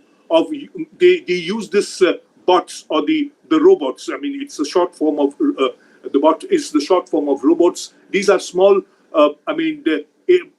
things which are algorithms which are part of whatever when you like something or you make a comment. All this is searched. I mean, that is the data mining that they do and try to understand your human behavior, your likes and dislikes. That's the reason why in Google, for example, you will sign on the right hand side. You will find many, like the UK government, which I referred to in the earlier one. Another case study is what that has appeared in Springer and in one of the major I should say the publishing house. I mean, one of the journals made by Springer. They talked about the advances in social media research. That case study, it is a study which discusses the findings of 132 papers published in information system journals, about 20 years. They take 20 years and they try to study what these people talk about and how social media has been used. But what they have found out, and I here again, these are done by softwares. They have used the software VOS Viewer, and which is basically, it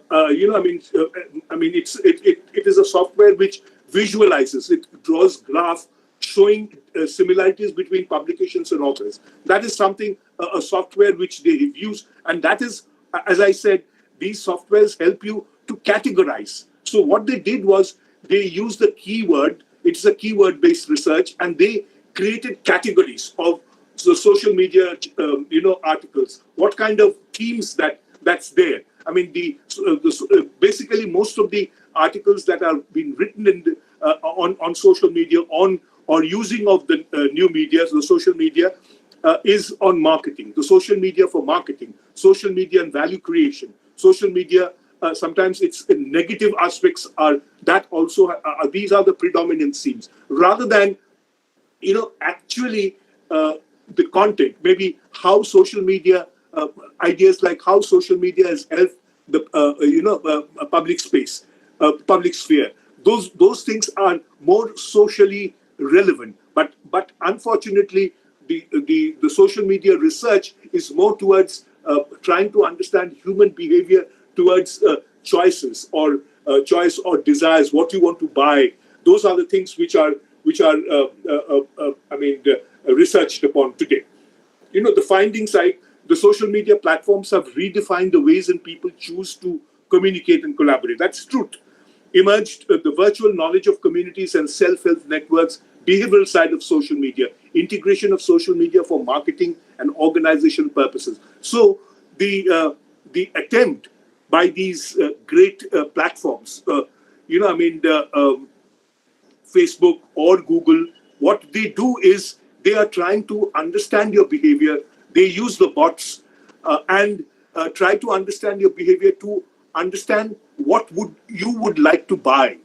In Amazon, for example, they will show you the pictures. You buy one thing and you will be flooded with, when you go to your Amazon site, you will find almost a few hundred of the similar kind of things which you have bought once. So that is a a representation of the kind of search they do through these algorithms, through these bots. So this is what has happened. I mean, most of these the social media research are on these elements, the commercial side, not the socially relevant sides.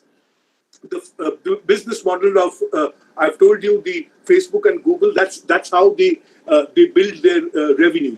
They are now become sometimes the revenue which Facebook and Google earn through these algorithms, these bots are. It shows that they are sometimes there. Even they are richer than many of the smaller countries of the world. The amount of revenue they earn through this method. I'll come to another point today, is the detecting the fake. Now worldwide, I told you one of the darker side of the social media, the new media, is today is fake news. With the information explosion, you have all over the place, because I've told you today with the new media, everybody is a journalist. You don't have to be train yourself to how to check which is true, proper news or fake news. What is happening is, the concept of citizen journalism, for example, everybody can collect information and then pass it on. WhatsApp is possibly the greatest culprit, where you just forward a message without even checking whether that is right or wrong, whether it is fake news or not. So that's how you you make things viral, and that's something which is happening, and that has created so much of fakeness in the social media, and it has threatened the credibility even of the social media. So in the Western media, of course, they have developed a software. Here again, it's they call it the GAN. The Generative Adversarial Network. This is the software which they use. A type of machine learning algorithm that challenges the original image. When they want to say, and I've seen these deep fakes. I've seen the pictures or photographs where, for example, our president has been saying something, and which actually is a deep fake, which shows that that has been added to it. It has been planted to it. Like, for example, the splicing. It happened in India, for example. A student leader was arrested from JNU campus because he was supposed to say something anti-national. But it was later found out that he did lecture it. But what was done was somebody else's voice was added to him, very minutely. Nobody could understand that. So he had to undergo that. He was put into jail, but then he was released when it was found that it was fake. So these, the GAN, or the Generative Adversarial Network, that is also a software by which we can detect, the original. We can challenge the original image, but what happens is in most of these cases, it is done in Western media. The detection of the fake, that is done in the Western media, not in Indian media. In the like BBC, Channel 4, Le Monde, AFP, BuzzFeed. These are in the say in Europe, for example. They have developed a consortium, and they have and consortium cross-check, and they are using a software to check what is fake. So this is and the German organization, they use this particular word correctly. You see, please note how it is spelled. Correct? It is an exclamation mark and Y. This is the software through which they check with whether it is right news or wrong news. Now, these are things which are done in the West, but not in India. Unfortunately, there is only one, and that he has been trying to do a great job. But it is now in the fake news is too big, and especially in these election times, it's more and more we become culpable. But the thing is, in India we have alt news. And Pratik Sinha, he's in Ahmedabad. He has set up his hands are full. I mean, he can't go into all these fake news that is being generated in this huge social media today. And in Calcutta and West Bengal, we have another setup, but that is much smaller. News Sense, these two and a few more maybe, but that is highly inadequate. There is no attempt by the big newspapers to make a consortium as it has been done in the say in the West to go through these plagiarism aspects, the the fake news aspects, and that has not been made by the government. I mean, that would have been, rather than clamping down on the social media, the government should have made this mandatory, that you will have to use this software. That would have made more sense, but it is not done. So what I'm trying to what I'm trying to emphasize on is this, that the new media, the social media, and the softwares that have developed has immensely enriched us in our work in quantitative format, but not so much in the qualitative part. That is where we are going. We are still weak. We are weak. This what I want to emphasize at the end is this: what we need to do. The true research would be the resolution of the opposition. I mean, this is one thing which human mind is always trying to resolve through. We think in oppositions, like for example, qualitative, quantitative, thesis, synthesis, or bourgeois, proletariat. These are the ways we think.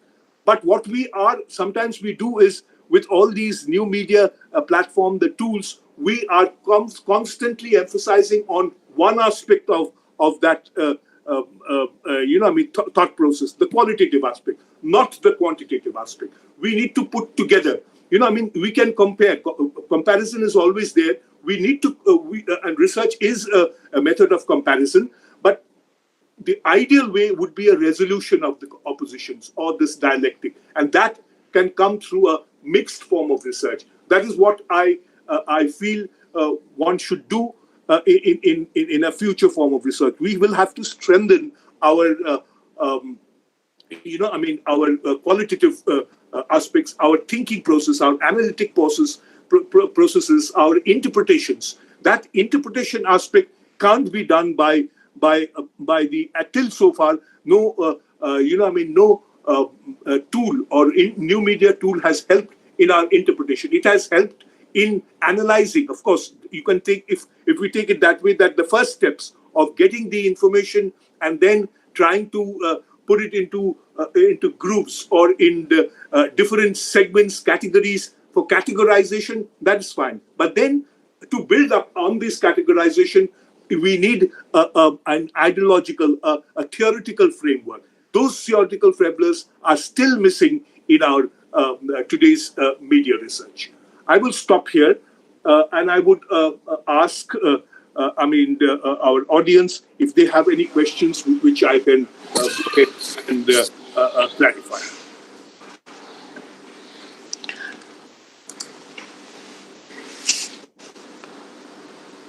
Thank you, sir. Thank you so much for the wonderful talk.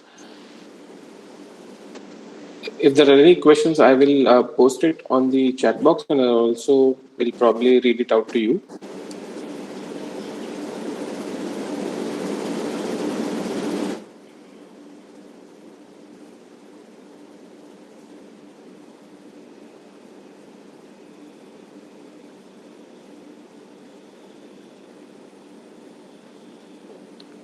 Any questions? Yes, sir. So, so you were telling us about the combination of qualitative and the quantitative, quantitative methods. But I am to believe that it is not a very new technique, because we have been using say an idea of triangulation, which is using more than 2 or 3 methods, which could be possibility of using qualitative and quantitative, or sometimes could be 2 or 3 different quantitative methods only. But since we were discussing about, say, a cinema or an animation, or all the media content, why do you think still the media industry is still stuck to the quantitative methods and not move? Yeah, why they have not moved on to qualitative? Why do you think so?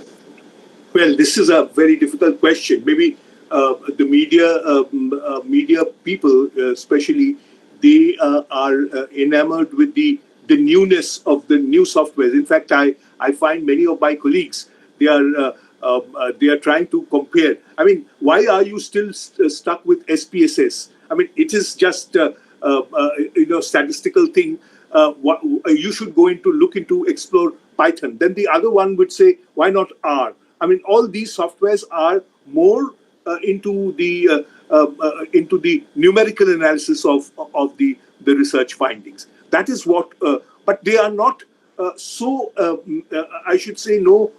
They hardly discuss. I mean, things like whether it is taking from the sociological aspect or the political aspect or the anthropological aspect. I mean, you do. I mean, I wouldn't say there are. I mean, like in cinema, for example, you bring in ethnography. Then that is, bringing in taking or borrowing from anthropology.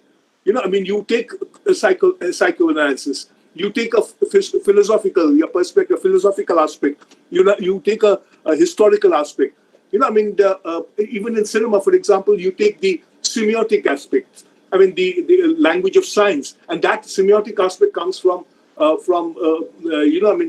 linguistics. I mean, people like Soso, and they are the people who invented these methods. But I am a true believer that we will enrich our media research by borrowing these things. We have to borrow from other mainstream social media. Yes, I don't want to say that you will lose the by borrowing. I mean, that is maybe a fear that we have, that if we borrow from say anthropology or borrow from linguistic, that would replace our. That is not true. I mean, media or communication has its own strength, but that area has to be strengthened by borrowing from other the streams of knowledge. That's what I feel. I mean, as you said, the triangulation. These are terms which are used. It has been done. I wouldn't say that it has not been done, but few and far between. Not the way it should have been done or encouraged in our media schools.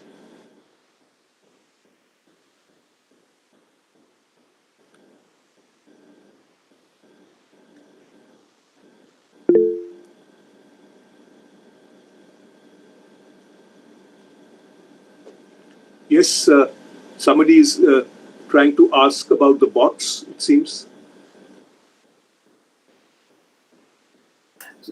So, Mr. Melvin has a question. Considering the bots on social media, how do we ensure that they don't contribute or affect the findings of our study?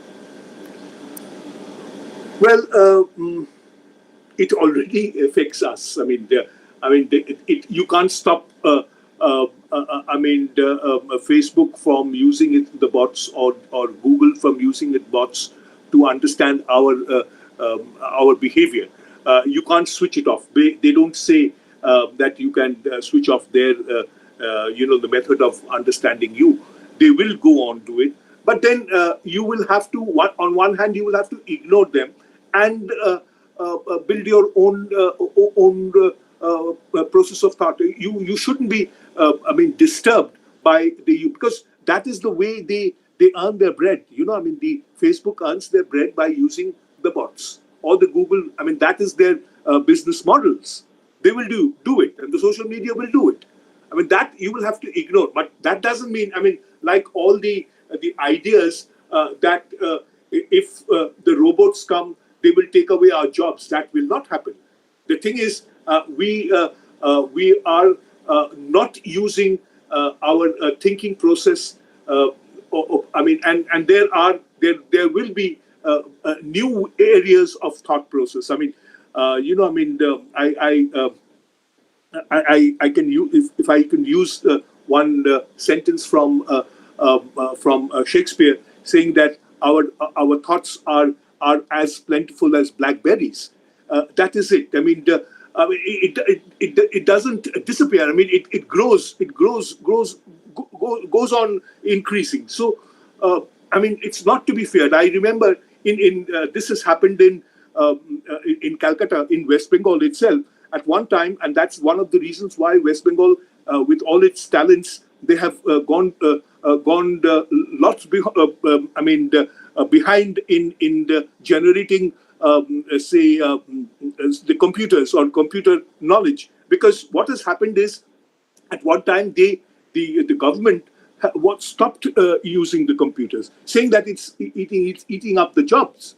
That didn't happen. What happened was it brought in. The computer was later accepted, and as you can see, it has generated more jobs than it has eaten up. So there will be, these bots will enter into your life, but that will not stop you from thinking differently. So the computer will maybe some the mechanical areas, like for example, these statistical tools will do a lot of the mechanical counting for you. But then with all the material that you get, you will have to be imaginative. You will have to be able to create theories out of it. So there you generate other areas of thought process. So we will have to be more qualitative conscious. That is what my point is. The new media can give us a lot of information, stratified information, if we can say. But then you will have to use it, in a new imaginative way. Let us find more theoretical or more, the approaches, the perspectives have to be more enriched or more, taken from other spheres of knowledge. That's what my intention is. Professor Manya is asking, you talked of how the online media has empowered the common man and enlarged the public space. While this is true, isn't this still very selective? How do we tackle the digital divide that still exists? Yeah, this is something which it's an old theory. That was also initially thought of, that it is creating this digital divide. As I've told you, the very first slide was that more than half today, it is about almost 70% of the world, the human population is under the influence of the social media.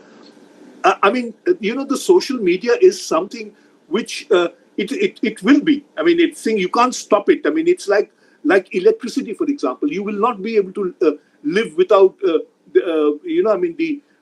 without electricity. So that is it. Digital divide is a way of trying to hold back the influence of the new media.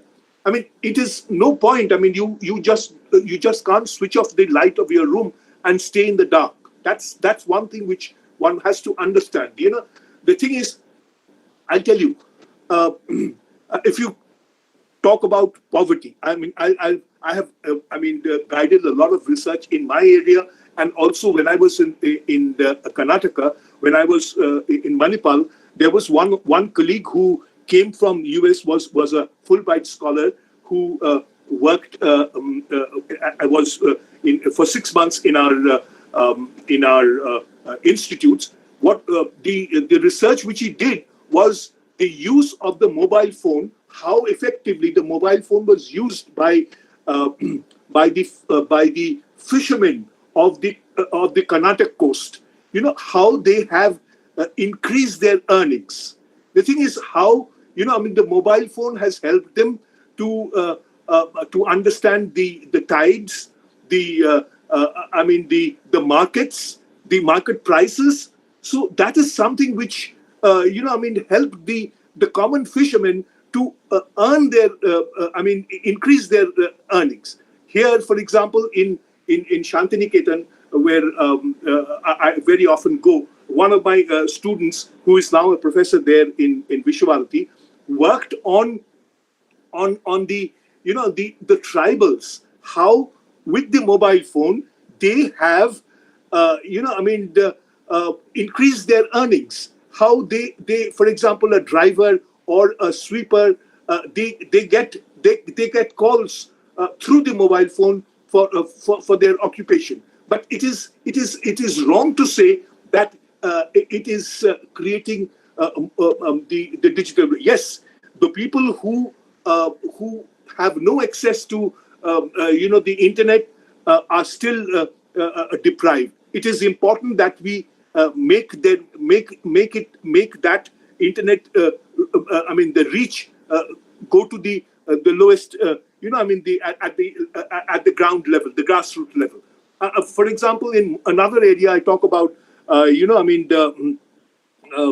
say in Sundarban, for example, that's the weakest or economically the weakest area in West Bengal. I visit in Sundarban many years. I mean, when I was in Karnataka, lived in Karnataka for more than 5 years, and along with that, I was away. I was in Africa for 3 years, so I was away from Calcutta for about almost 10 years. So what I found was, in 10 years' time, when I used to go to the Sundarbans, and after 10 years, I went to Sundarbans again after coming back to Calcutta, to West Bengal, and from Calcutta, it's just about 200 kilometers. I'm into the Sundarbans, and believe you me, I found almost the same economic conditions. Not much of a change. No changes have been done. They are poor, but every household had a mobile phone with them, and that is what I found was, why did they have it? And one thing I could understand, that there was a cyclonic storm which ravaged Sundarbans. I mean, that is, not the recent one, but the earlier one. It was the Ayla. That's the time when I went there, and this mobile phone it's not the meteorological office. The mobile phone helped them to save their lives. There was much less death cases. They used the mobile phone to save their lives, just clinging to the trees, for example, or the rooftops and everything. And that is how they did it. They informed one from the other, so that mobile phone has saved their lives. So it is wrong to say that the new media or the social media creates the digital divide. It is we who are creating the digital divide. We have to make social media access. We have to give social media access to the grassroots for every individual. It is as important as electricity itself.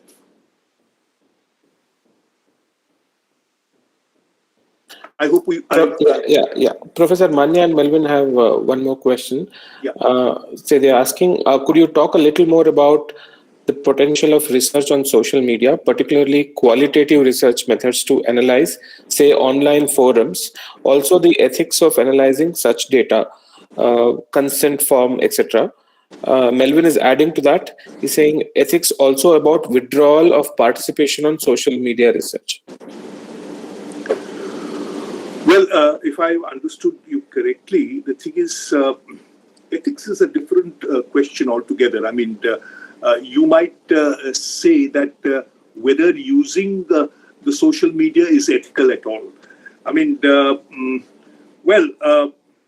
as I told you, social media can can introduce a lot of plagiarism. I mean, if the thing is, if you are into it, I mean, and that is an easy way out. Well, you are in trouble. And today, there are lots. I think Mr. Melvin is suggesting that it's also about the consent. So without taking permission from some user, we are collecting data from him or her. Is that ethical? Is that? I mean, yes, that's an important question. I mean, like, for example, the use of bots by the social media giants like Facebook and everything. You might say that it is creating a new problems for the privacy laws. It's true. I mean, I must say that's a very controversial area. They say they don't sell the information that they gather. It is just for understanding your tendencies, your desires, and then giving you or bringing you what you want to, at your doorsteps. That's the idea. But I'm sure, like for example, Like the issue of Cambridge Cambridge Analytica, for Analytica, example. Cambridge Analytica, for example, they did sell the information to the voters. The American election was fought on the data supplied by Cambridge Analytica. So this is a very, very touchy area in social media, and this is the privacy laws. This needs a very close look, and it has to be set right. I don't know how it will be done, but certainly it has raised a lot of ethical issues on that count. Yes, I admit. You for that reason, it is not something. You will be doing injustice to yourself on this ground if you stop using your social media platform. You stop interacting with the people at large through Facebook. That I know. I have very, very good friends. Very highly educated. They wouldn't go into this, the Facebook at all. But I don't think that's the right approach. To be attacked by the wrong people, you can block them. You can always say that I don't want the interaction. You can unfriend them. So that is also possible. There are lots of ways in which you can keep the unwanted things in your social media. But then on the larger context, the Facebook, the Google, they have that. The bot issue, or that trying to understand your desires, that will go on, because that is the you can say that is the essential business model or on which they survive. They will they will continue with that, and will continue to raise issues of privacy. I have two questions. I'll ask the first one. One of the leading news editors of India, the Maxise awardee, Ravish Kumar, after the 2019 general election, he said, these days elections are not fought on ground. Elections are fought on WhatsApp. This is his line.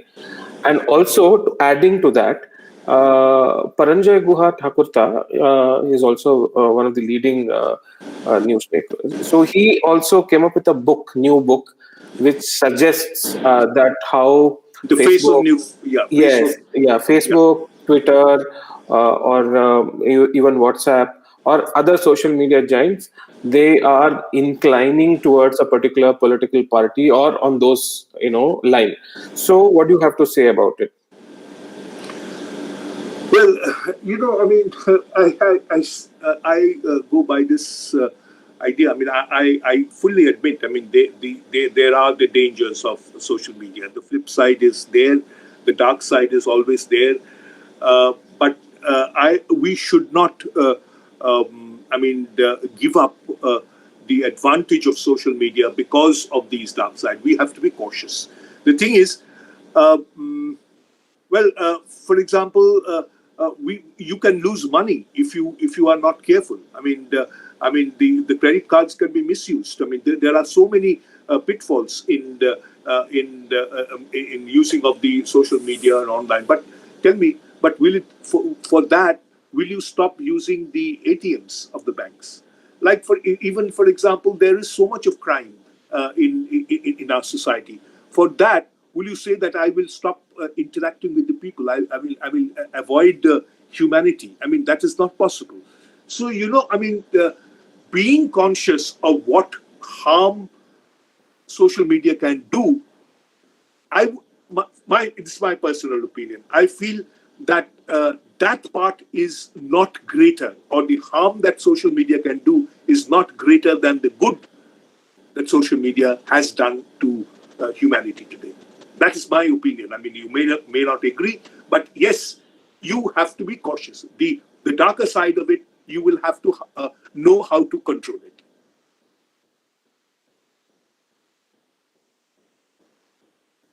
Yeah, my second question, and Yeah. I think it is going to be the last question. Many a times, I have personally felt that social media, has been credited more than it is required. Um, I think I have read several articles talking about Arab Spring Yeah. or revolts in, say, Malaysia, Yeah. in these regions. So how Facebook and Twitter claimed that, how it was responsible for overthrowing a dictator and installing democracy in these countries. So I'm trying to ask you how new media platforms like Facebook and Twitter undermines lakhs and lakhs of people who are on ground, and it just takes the credit and it becomes an international news. Even BBC quotes something like, Facebook was responsible for something like this, because we forget to mention that more than 10 lakh people gathered at, say, Tahrir Square in, say, Egypt. Yeah. Look, Ravi, the thing is, uh, yes, we do overdo things. I mean, the thing is, here we have to put our thinking caps on. We need to distinguish between uh, the the what is chaff and what is the from the paddy.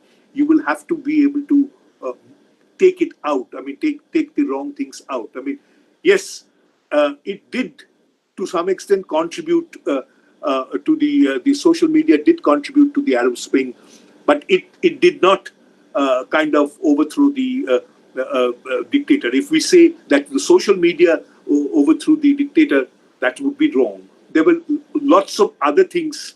Other factors that made it possible. So we have to keep in mind that the limitations as well, how much it can go, how much we are we are always into myth making. Let us not create myths. I mean, let us go by facts. I mean, as true journalists, let us go by the facts, let us go by evidence. I mean, research is also a way of finding evidence, whether all these claims and counterclaims, is there any evidence to back it up? We have to go by the evidence. Research is one way of looking for evidence. So the thing is, let us not blow up the utility of social media, but also let us not undermine it. There is a major change that has come. It is it's a mixed kind of blessing. It is, good as well as bad. But till so far, it is still. The good has an edge. I wouldn't say that the bad, the evil is not there. We have to contain it. I mean, let it not become a Frankenstein. That is for sure. Surely it shouldn't become a Frankenstein, nor there should be a claim that it can in Arab Spring or in the social media overthrew the dictator. It did not. I mean, it may have initiated the movement, but it did not overthrow the dictator. Okay, I think that will be all.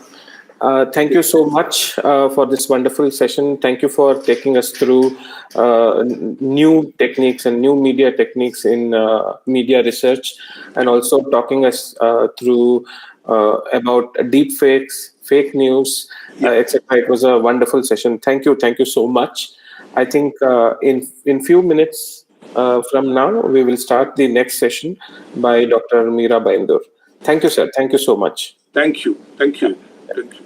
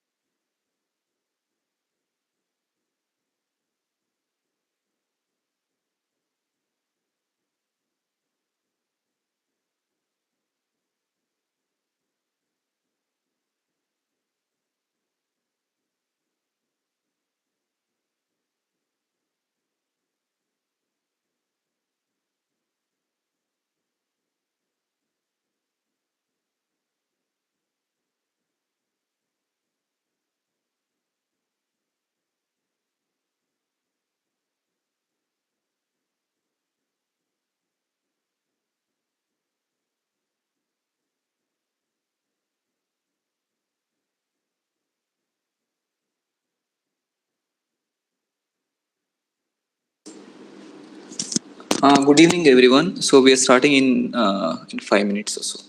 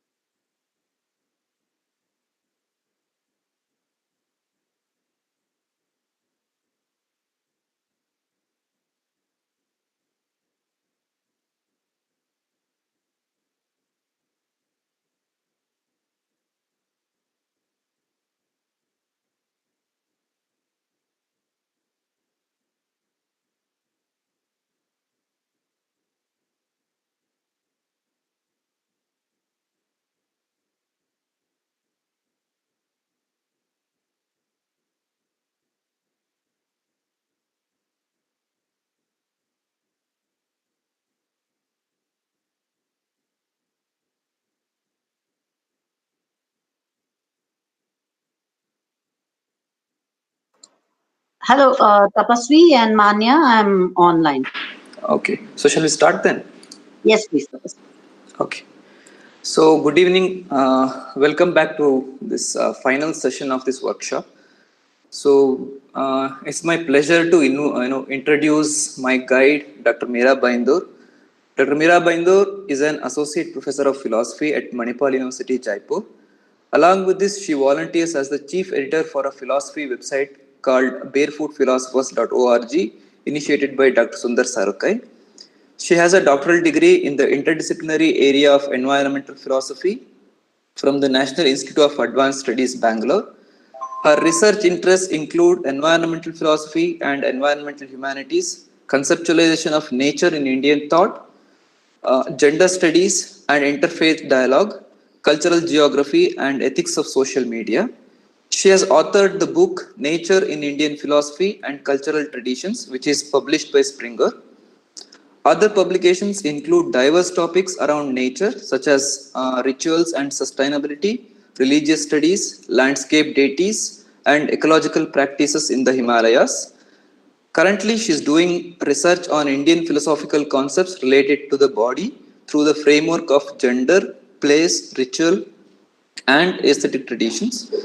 Apart from ecological issues and climate change, she is also interested in working on the emerging field of cyber ethics or internet ethics. So this is the short bio of Dr. Meera Baindu. So over to you, ma'am. Thank you. Thank you, Tapasvi. I'm audible and I'm keeping my chat box open. So even as I am speaking, if people have some kind of doubts or questions, please keep putting in the chat box. And if it's very quick doubt, I will immediately answer your questions then and there as I'm speaking. So I have not come prepared with a presentation, but I thought I will do this as a very practical, it's a development program. So I thought I'll do it as a very practical workshop type of presentation. It's always nice to take a very good PPT and say, oh, I'm going to do this PPT and these are the points I'm going to cover. I have a sense, I have notes, so I'm going to be talking about those notes. But I'm going to be actually talking to you about a very important aspect of research, which I think is, people do it very intuitively. People who are engaged in research usually do it very intuitively. What they do is they kind of try and get this research work done. And then after the research is there, they will write a conclusion and they will find out what they have found out. Okay. They will write about what they have found out in that research. But that step from where you have your research data to where you actually produce the outcome of the research conclusion, right? That is so difficult because every time what happens is you're looking at some theory, you're saying, okay, I have found this out. Can I use the rasa theory? Can I use the grounded theory? Can I use some theory can I use literary criticism? Can I look at the concept of eco-criticism? Can I analyze films using gender? Can I use Judith Butler in analyzing, Madhuri Dixit? Is it possible? So we are constantly thinking of what theory to use and we try and fit all these theories and it doesn't come out well. Let me tell you, most of the time we are like, it's okay. Somewhat it's nice, but then it's not very nice.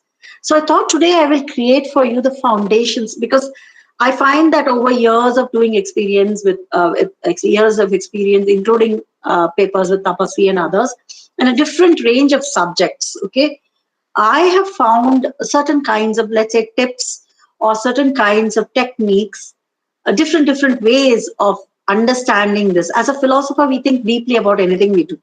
So I have found some interesting concepts and some interesting techniques or some interesting methods that I thought I would share with you, which will be very useful for you. Okay. So I also know that as faculty, there's an enormous amount of pressure to publish, pressure to perform. Okay, because it's not enough if you just teach. You're all asked to write papers. You're asked to correct papers. You're asked to, review papers for people. You also have students of your own, and then you're faced with how do I evaluate their writing? Have they come to a proper conclusion or not? All these questions will come if you're going to be having this kind of career in academics, right? It's a natural thing that you have to do. And you sometimes think, I wish I was in some other career where it was straightforward, register me, you just write all the accounts of all the people who are there, and you just sign off and say the total is 300 rupees and there is this. Sometimes accounting seems easier than the job of a teacher or a researcher. So I'm here to kind of help as a guide, to guide you through this, in Indian metaphorical terms, this bamboo groove of academic research with its sharp claws called the Scopus Index and UGC CARE papers. I would like you to walk through the jungle like an elephant, triumphing and producing your paper right. Okay, I'm literally translating a shloka from the Sankhya Karika. Okay, that's what Yukta Deepika actually has a shloka like this. It says like, in this horrible jungle of philosophy, the philosopher of Sankhya will walk like a elephant trumpeting his triumph, right? So I just thought I'll have that little fun with you people. So what I'm also going to do is share a blackboard with you. Okay, a blackboard is nothing but my slide, and I have a digital. So I will be doing a whiteboard work with you. So I will share that whiteboard with Tapasvi. So he will also put it out to you wherever you're in the common group, so you can look back at that. But I would prefer that you take notes in your own mind or on a paper, so that later if you have questions, when you come back to the blackboard, it will be like Meera scribbles, right? So you should know what the scribbles mean. Sometimes I draw arrow marks, sometimes I'll draw pictures. Okay. So let's go on. Blackboard visible, this Meera's blackboard.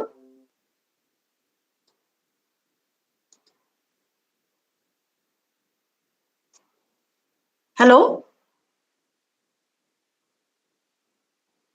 It's visible. That's all. I was like, suddenly my audio has disappeared. Thank you for Tapasvi's audio has gone off for a bit. Okay. All right. Thank you. Any participant can unmute the mic and tell me this, because sometimes, when I switch on the blackboard, I cannot see any of you. Okay. It's the presenter's problem. So if I go offline, please give me a call on my mobile, because I won't be able to see you. But I think I can hear you. If I go offline, of course, I won't be able to even hear you. Right. So give me a shout out give me a call on my mobile. Okay. Thank you. All right. So let me try. Let me not do this, because I'll do this as big as possible blackboard. Okay. Right. Yeah.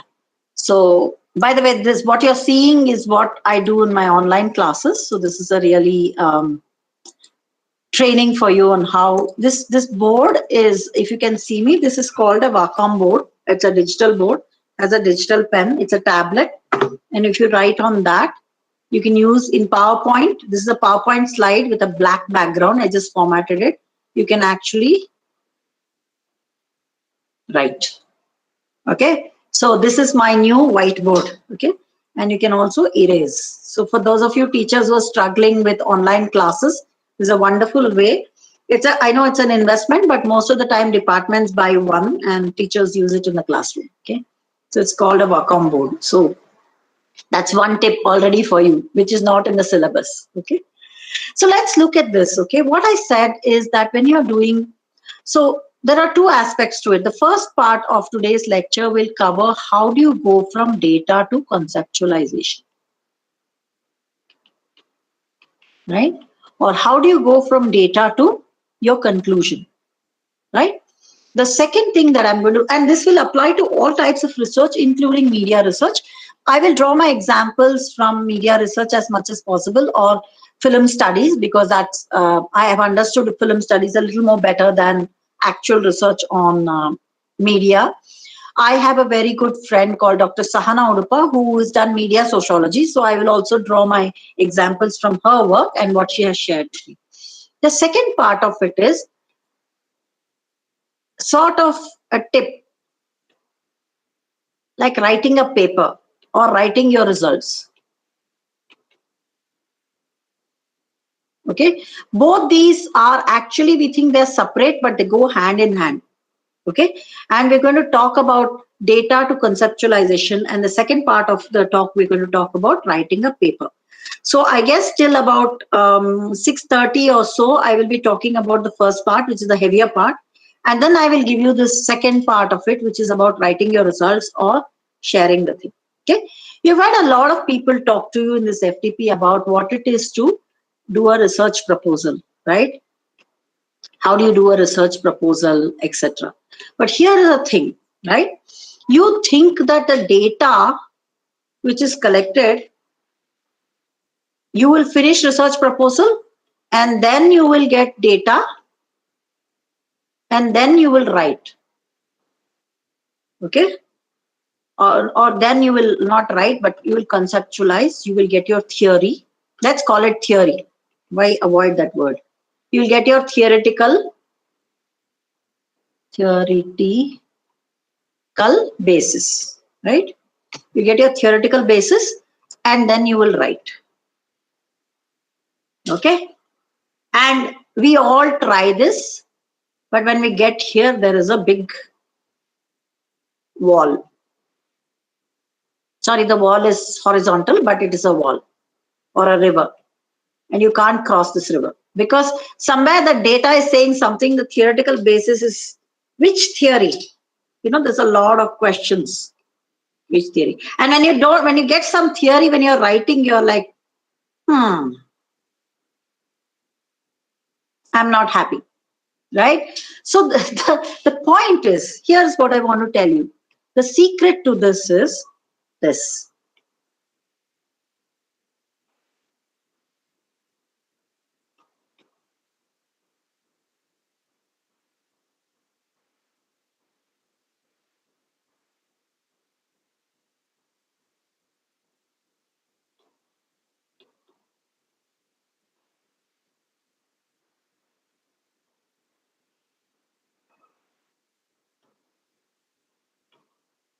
You connect and you write, and this is a kind of a loop. You have to keep doing this. As you're gathering data, you have to connect, make connections and write, so that if there are gaps, you go back to this and you do this. So it's a loop thing. It is not a straight line.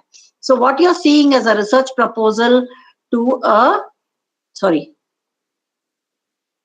research proposal all the way to writing to theory is not like this. It's actually research, data, theory, gap, research, data. This is what is the secret of writing a good paper and doing a research. What we think is once we have done once we've gone into the data phase, we stop reading, we stop looking at the background of the research we are doing. We only are collecting data. So this is like cooking rasam. Okay, so if you're cooking a new dish, right, you're not in the serving phase. Okay, you're in the cooking phase. What do you do when you're cooking? The mother will put a little bit of saru in a spoon or in the hand and she'll lick it, right? So, there's a little salt that is less. And she'll add the salt.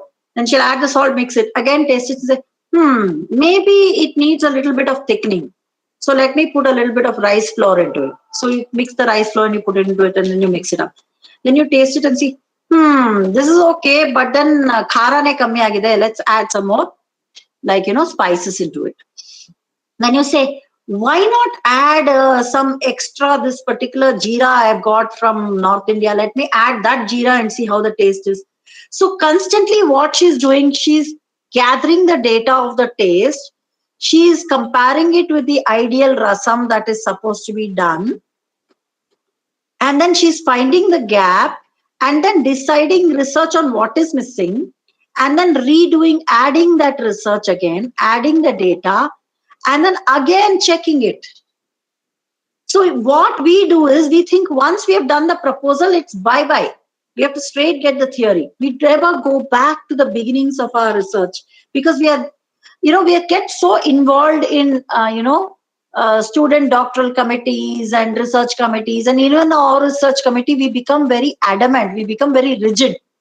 And research is the opposite of rigidity, right? You have to let the research take you over. The researcher doesn't direct the research directs the researcher. So our thinking is, I have research is in my control and I will control it. Like a good horse person, like a good charioteer, you let a little bit of free rein. That means horse ka lagam, the kudre na lagam ಸ್ವಲ್ಪ loose ಆಗ್ಬಿಡ್ಬೇಕು. You have to let the reins of the horse be a little loose, because then only the horse can go very fast. If you hold the horse rein tightly, it won't go forward. Research is like that. If you hold the research like, I am going to gather data about this, and if I find something interesting, no, that's not my data, I'm not going to do that, and you put blindfold on you and you don't go, your research is going to flop, because you are just you're being rigid in your research. So one of the things, so how does it look practically? So what we do, what is very common to us is, before we do any research, we think of a topic, right? That's what people have been talking to you, how to select the topic, how to select the data, and then we also choose up a method to do the research, okay? And then we also do, so topic and method, it goes on. Every topic has got its own method. Philosophy has its method. You will choose some topic and you'll choose method, okay? So don't choose one method, choose about 2 or 3 different types of methods, okay? Don't choose one method. You have a backup method, okay? So that's why when COVID, field work was your method, and then suddenly COVID came, and then everyone was like, what can I do? What can I do? My research is stopped. So the point is to choose 2 or 3 methods, and you're not committing to any of them, right? We spend more time in selecting, we'll take photographs and see which person to get married to. We'll select some 4 or 5 profiles and bios, and we're doing that for marriage. Why can't we do that for our research? Like, choose a couple of methods and see which will up. Many methods are there. Keep them. I'm not saying use all of them. I'm giving you the very practical, it will, if you look at the textbooks, they will say, oh, pick the appropriate method. But before picking the appropriate method, you have to have a couple of methods, no? So your literature survey should include what are the methods. And this what methods thing is the literature survey that you do about previous research. Okay, done. Yes, ma'am, we all do this. We all know what literature survey is. We've done this, we know this. But when you do this literature method, pick 2 or 3 methods and keep it, okay? Then shall we go gather data? Shall we take the mobile phone, or let us say I want to see, let me give you a very simple study of Instagram accounts, right? So Instagram posts, I'm just making up a survey, okay? So Instagram posts. So I want to see if micro celebrity endorsements increase sales. Okay, that's my topic. Okay, now if I try and submit this paper in any Scopus Index journal or UGCK, it won't be published. This is something that a BA student can do, right? But I'm going to convert this into a publishable paper, and you will see that process along with me. Okay, so Instagram post, micro celebrity endorsements increase sales. So I'm just having a curiosity. This is not my research proposal, it's my topic. So I want to look, so what are the keywords in the topic? What are some of the keywords? There is Instagram. So I'm not choosing Facebook. It's very specific. I'm not saying social media, whatever that means. Okay, I'm not saying social media, I'm saying Instagram. Okay, micro celebrity. Do I know what micro celebrities are? Everyone knows what micro celebrities are. It's people who get a lot of followers on Instagram, right? For example, this woman called Lily Singh, right?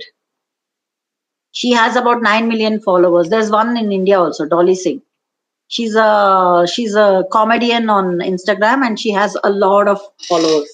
There are all these people whom we follow because they produce good reels and they produce these micro things. So suddenly she'll be talking about her mother and how her mother is shouting at her, and then she'll say, take LIC insurance. Okay, she'll say something like this. She'll endorse a product and say, use Nivea face wash or something. Okay, it's not like an advertisement. Those women get paid very less, but it's very reaching, very personal level. She'll be using her idea. It's not like a print advertisement. So micro celebrities are those people who have a large number of followers on Instagram. Okay. Then I'm talking about increase of sales. So there's a way in which I can figure this out. Okay. So the increase of sales, I need to go to the company, and company profit or company people will give me this data. So if a micro celebrity posts, so how will I make this out? If the post comes on Monday, okay, and the Instagram story is, or the post is there till Saturday, because mostly Instagram posts have a visibility factor of just 1 click, right? I can see how many people have liked that. That will give me an idea of how many people have seen. And then I can also ask the company how many people, they will do this DM price, right? Tell me the price. Okay. So I can ask how many DMs Lily Singh or whoever has received. So I can figure out how to get this data. So I figured out these. Okay. So this method is very simple. It is what? Choose time period. Check Instagram post. Choose product. Check the celebrity. So I can first check the micro celebrity, see which products they are endorsing. I can choose like skincare or something. Okay. I can choose a particular product or hair dye. Okay. For this, what I have to do is I have to sit on Instagram for some 24 hours prior to this and figure out this. Okay. Where, what is coming and all. So obviously my topic has to be mine. I can't steal some topic from somebody, because if I'm a Facebook user and know nothing about Instagram, I can't write a paper about Instagram. I'm an Instagram user, so I can write a paper. So the topic has to be related to you. If you choose a topic that's not related to you, sorry, you can't write in it. You have to choose a topic that is close to your heart. Somebody told me, oh, you cannot be passionate about research. My point is, you have to be passionate about your research. You have to like your research. You have to love your research. Otherwise, somewhere halfway, if you're doing it out of force, it will become such a boring thing. It will be like washing vessels. You see, if you have the good Vim and you have the very good product Scotch Brite, how the woman in the advertisement is washing the vessels with so much happiness, right? So if you have the good product, if you have the good literature survey, if you have the good topic, you will enjoy doing boring things. I enjoy writing boring philosophy papers, right? If there's a 6,000 word paper, I just enjoy writing that 6,000 word paper, because that 6,000 word paper is, for others it may be boring, but it's very, very important for me. Okay. Some people like to like to watch news so much. My husband keeps watching the news. I feel so bored. Why are you watching the same news in 5 channels? But it is his passion. He likes it. He sees that the same news in 5 channels is giving different kind of ideas to people. So he does that. So this is how, so there are 2 or 3 things that so let's summarize what I've said so far. One is, be related to the topic. Second, choose many methods, at least 2, okay? Many different methods. I can also use some data in this Instagram, for example. I can either see the Instagram post or I can interview the micro celebrities. So I can go micro celebrity plus company. I can talk to a company person and ask them the data of how their sales has increased after they've started advertising on Instagram through micro celebrity. So that's one way. Or I can actually look at the posts of Instagram. Or I can look at some third party data. Okay. And these methods, where they will come from the lit survey. So your lit survey basically is about other people doing the same thing you're doing in other ways. Okay. So this is the first literature survey that you are doing. Okay. When you write, you'll write in a different way, but this is the actual work you're doing. This is the action. This is the action you have to do. So how do I find out? So I had to write a paper on ecological, like I had to write a literature paper. Okay. I'm a philosophy student. I don't know how to write a literature paper. So I read a lot of people who have written literature papers, and I look at the papers and see how they've written that paper. How did they analyze a text? How was the text analyzed? What citation style did they use? What was the method? So I will look at all this. And then using these from previous literature, so my topic becomes more and more clear. And then I realize, okay, so in literature survey, you do not suddenly go and talk about people who are not there in the text.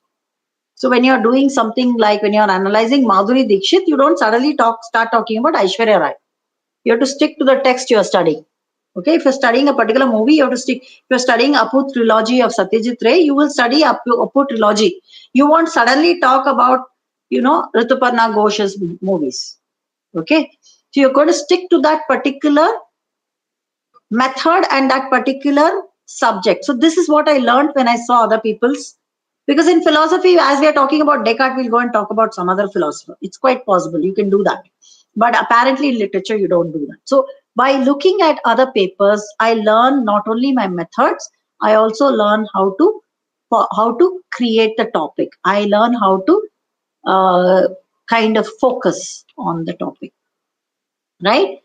The next part, this is very important. So once you have your method and this, don't run off to the field to gather data. Don't start data collection. What you do is you do something called conceptual survey. Okay, a conceptual survey is something very, very important. Since now you have your topic, okay, so the broader area of the topic is social media and then communication, and then it is also economics. That is my topic, right? It's also economics and it's related to advertising. Okay, so conceptual survey is to find out the theoretical theories in the field, and this is very important. Unfortunately, this is slightly less in Indian scenario because we don't have access to the latest papers. Okay, so you have to look up ResearchGate, you have to look up JSTOR. You can't look up, even if you look up 3 or 4 years earlier, the theories in the field have changed. You know who the latest theory is? You know who this is the latest theory. Have you heard of this theory? Actor network theory. Anybody who has heard this theory say yes, we have heard of this theory. This is your theory for BJMC, for your journal media communication. Actor network theory is the latest theory. And then there's this, some of you might have heard, I know Tapasvi has definitely heard of this, Deleuze. Deleuze is a philosopher who's giving a lot of theory. Latour is a philosopher who's giving a lot of theory. These are the latest and the greatest of theoretical basis in social sciences today. We are no longer in, Marx. Marx is, you can't publish if you just use Marxian theory, right? Though I'm talking economics, right? There is something called eco-economics. Okay, so there's all this other kind of theory. If you say that it is about the pleasure of the user, right? How much, there's a theory I think in advertising and media and journalism about how a thing is liked because it generates more pleasure and all that kind. That pleasure feedback theory, I forget its exact name, but that network theory is what is being used, the actor network theory, because every person. So what is the actor network theory? So conceptual survey is basically you have to do a theoretical literature survey, and more as I speak to my colleagues and try to guide them through their work, I find this is the gap. People are not studying the conceptual literature survey. I'll tell you why the conceptual literature survey is very important. Okay, every field, this is my favorite, very favorite. People who have heard me before, please excuse me because I have to say this. You have, in any topic or any academic endeavor, in any field, you have 3 kinds of, let's say, subtopics or genres, right?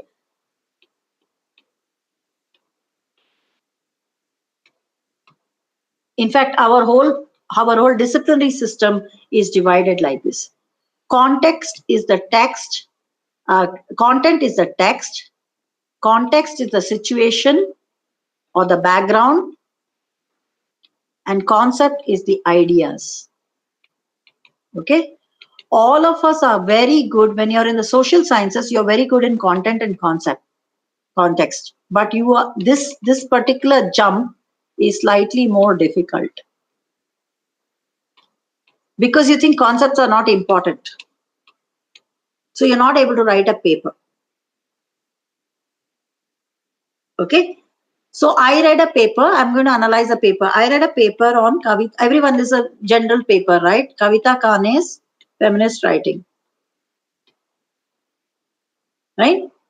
So what is the context? The text is Kavita Kane's novels, her books. Okay? What is the context? Feminism. About how bold and different her characters are. Right? I hope most of you have read Kavita Kane or at least heard of her. Okay? Sita Sings the Boo, Chitra Devakaruni, Volga Sita, Urmila. There are a lot of Kannada novels also like this where women's voices are heard in the epics, right? Sita Yana. There are lots of places like that. So that is the context. The context is how is it feminist? You see this, the situation that you're asking is how is it feminist? Okay? The books are epics, right? And they are patriarchal. Okay? And so what happens is when you write a paper just with the books and the feminist thing in mind, and you're excluding the concept, okay, you will say in Kavita Kane's novel, Shurpanaka is very bold.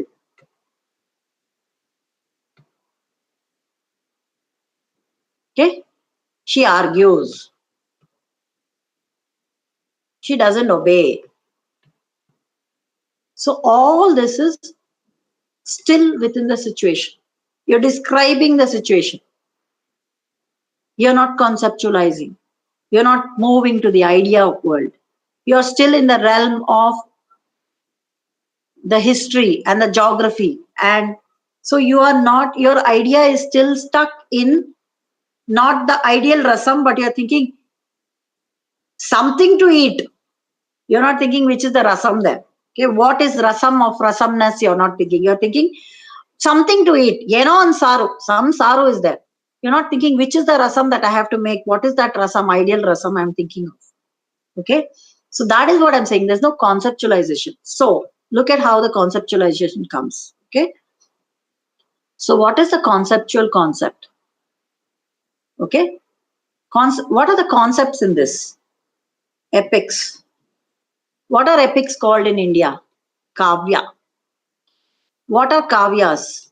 They're dependent on imagination. So there is one theory of imagination. So I can ask the question, how has Kavita Kane imagined a feminist idea? Okay. So what is Kavita Kane's feminist idea? Okay. So usual epic.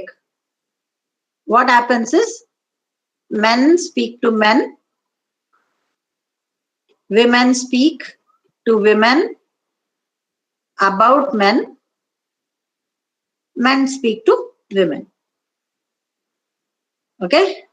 You know there is a test called the Bechdel test, right? That's a concept. So I applied that concept to this and said, where in Kavita Kane's women speak to women? Let's look at that. See there I've made a jump. How has Kavita Kane imagined a feminist idea? One of the feminist ideas that I'm familiar with is the Bechdel test.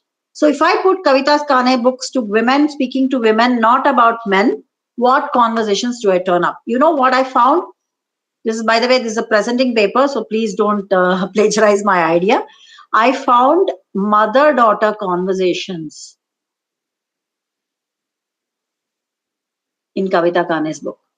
And none of you who are reading have paid attention to this. Where do the feminist dialogue occur? Feminist dialogues occur in a mother-daughter conversation, which is very relatable because mothers can teach feminism to children.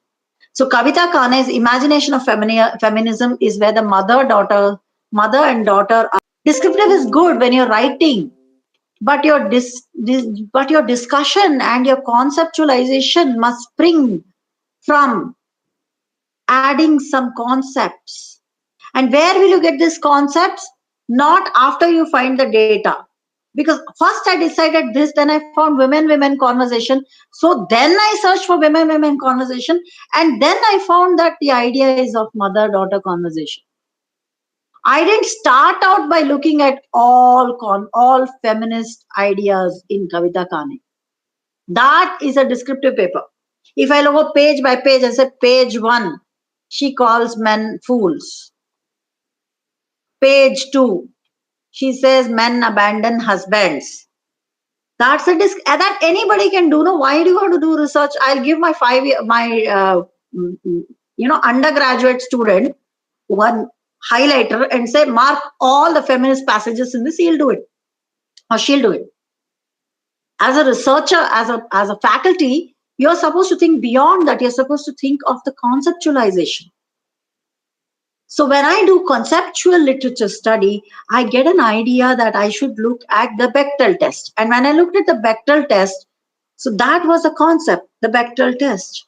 Because it is well known that in the media, when a woman is talking to women, they're not talking about, they're always talking about a man.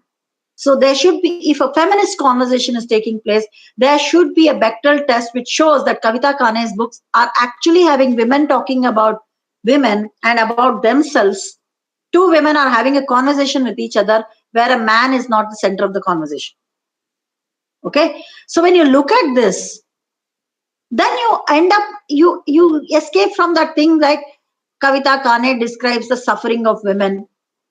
Yeah, obviously she's a feminist writer, she's describing the suffering of women. But what is the paper in that? Anybody who reads the novel will know that, yeah, she's describing suffering. Why should they read your paper to find that out? What new thing is your paper saying? What new connection it is making? So to make connection, you need to have a concept and you need to link it back to your topic, and you need to use a method to find it out. And from that method, you want to see whether you've got some concepts. If you haven't, go back to another concept. The first concept I thought was body. Okay, let us look at how Kavita Kane treats the body. But if I look at Kavita Kane's bodies, they're like any Mills and Bones modern novel. They're not anything special. Okay, every woman has desire. She does talk about Shurpanaka desiring, Ahalya desiring, and all that. So there's a lot of ideas about the body that is there. You know, everybody falls in love. The women all desire. They all sleep with the husbands. There's a little bit of romance. So it's all like Mills and Bones, basically. So there's nothing new about the body. It's not feminist also, because the women are still thinking they should be beautiful for their husbands, right? So that is not a feminist concept. It may be bold because as a woman, Kavita Kane is writing about the body, which is a feminist. If I'm writing about Kavita Kane, I'll say Kavita Kane is a bold writer who includes body descriptions in her. So that's the feminism of Kavita Kane. It's not the feminism of the characters in the Kavita Kane novel. Do you see that? So I rejected this. Then I moved to the Bechdel test. Right? So this conceptual literature survey is very, very central to the idea world. So what are the ideas? So, but what we do is we try to look at we'll go shopping in the market for theories. There are 3 theories or 4 theories, and we'll say, this fits, this fits, this fits, this fits, and it won't fit. So what you'll do, you'll modify the theory. So it'll look like this. How to make it fit? Because you have this and you decide what. So it is like buying, it's not like buying sabji, it's like buying furniture. You first measure your room, how much space it has, and then you buy your cot. You buy a king size bed, you don't put in a queen size room, right? You have to put it in a king size bedroom. So first you get the bedroom, first you buy the furniture and then buy a house, or first you buy a house and get the furniture. So first you select the theory and then figure out what data you have to gather. And then the data will fit correctly. And how you take the data so that the data is properly taken to fit the theory. Okay. So that's how you do this. So there are these yes and no researches. Okay. There's a particular theory and you want to see a yes or no hypothesis. These are dime a dozen, like the Instagram thing. Okay, and it is good. It is a valid research. You can figure out whether in Indian media also do we do this. In Indian, it says in the Russian media that mail order brides were there. It says blah blah blah. Can Indian media also do this? These are smaller papers. These are your UGC CARE journals, right? Smaller papers. You can write all these smaller papers, but they are not the conceptual paper. They are not that breakthrough paper that will make a huge impact. This particular paper that I'm writing is going into a Scopus Index journal, right? A journal with a high H index, right? So the point is not to write so that you get into H index. The point is to make the concept so good that people have to publish it. Okay, so the data has to fit the theory. First you get the theory, then you fit the data. And how do you get the theory? By literature survey or conceptual literature survey. You do it before you gather the data. And every time you gather the data, check back with the theory to see whether it's capturing the theory. Right? If it doesn't capture the theory, go back to collecting different data. Sorry to interrupt, Meera. So there's one question from Melvin. I think it relates to what you're saying. Yeah. Okay. Please read it out. It says, isn't it forcing the data into the framework then? Isn't that a problem? He's asking. It is more like matching. Right? So you've selected a theory and you collect some data. And when you collect the data, if the data doesn't fit, right, then you say this data is not valid for this particular, because I've already chosen the concept I want to talk about, right? So listen, I said I want to look at mother-daughter conversations in Kavita Kane because they passed the Bechdel test, right? Now, supposing as I'm reading the mother-daughter conversation, this is what happened. I read all the mother-daughter conversation. I got 4 conversations, okay? Urmila talks to her mother. Sita talks to, not Sita, Urmila talks to her mother. Then Shurpanaka talks to her mother, okay? Then I found out that Sita in Volga talks to Shurpanaka, and Shurpanaka and Ahalya all behave in Volga's Sita liberation of Sita. All these people behave like mother figures. Ahalya in Volga's Sita becomes a mother figure. So when I say mother, I don't mean the relationship mother, but I want to, so the data is not fitting because I got 2 conversations. But what about the others? What about the other ways people are talking about? What about the other conversations? Then I look at other conversations where the woman is challenging something, challenging a rishi. That is something, challenging authority is something that again occurs. So now I don't want to stick to mother-daughter and the Bechdel test. I am looking at dissent. Dissent in dialogue. Okay? I'm looking at dissent in dialogue as another idea of another concept. So I am now saying I won't only stick to Bechdel test. I will also look at the concept of mother-daughter conversation and dissent in dialogue, because mother-daughter conversation also has dissent. So I will expand it, because if I just get one conversation, I can't write a paper based on that. So I will say, okay, I will include the other one and I will add dialogue. I will add dissent. I will also add mother-daughter. So I will make sure that these fit. What is this fitting? Feminism. Feminist context or feminist context. These are the concepts that are demonstrating the feminist context of my novel. So let us say dissent doesn't work. Let's say love. Okay. Another thing that doesn't fit is desire. Now, body doesn't fit, but desire fits. Because all these women talk about chastity, saying that they actually say this, okay? They say, my body, my business. Whether it's Ahalya or Shurpanaka, all of them say, my body, my business. And another concept that comes across is forgiveness, which is sort of care ethics like. Okay? So these are some of the concepts, because I've worked, by the way, I took about 2 months to do this, okay? It's not one day's work. So I looked at different concepts, threw it out. But what I'm trying to say is there are different ways of doing it. So when you have these theories, supposing you find the data never fits inside the theory, you can look at a data in which the theory, you can actually find a theory in which the data will fit. But that finding a theory in which the data fits without understanding the conceptual literature survey. I promise you, if you've done a good conceptual literature study, you will find a theory that fits your data.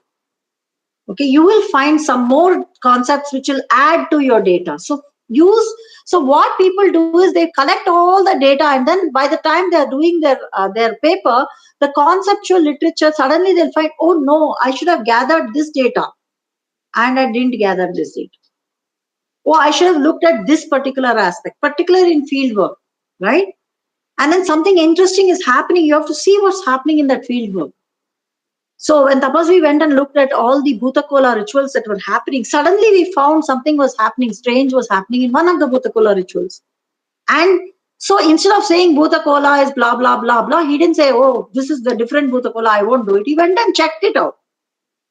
So if supposing you're doing Bhutakola and then there's suddenly a Yakshagana of a Bhutakola, right? Suddenly there's a Yakshagana of a Bhutakola. Or suddenly there's a Tayyam that's happening in that area. You don't say Tayyam is not Bhutakola. You start to look at the area and say, maybe the Tayyam itself is a sort of a Bhutakola there. So look at it. That is only possible if you have the conceptual literature on performative rituals. Okay. If you have these conceptual rituals, that is why it is very simple. When you all do your PhD, remember, don't reject philosophy, because P of the philosophy is there in your HD also. Right? So what does philosophy talk about? Philosophy talks about concepts. So what I want to say is, I'm just pulling you back to don't look at concepts from other field. You don't need to look at science concepts. Look at the concepts from your own field. Whatever is the concept in your own field, you have to go back to it and you have to look at the latest developments. Unfortunately, we keep looking at, and we also have to look at developments of the latest field which are relevant. It's not that you take any theory and put it to anything. Okay. So my friend actually looked at hate speech on social media, hate speech on internet. And you know what? She realizes that in India, the word gali,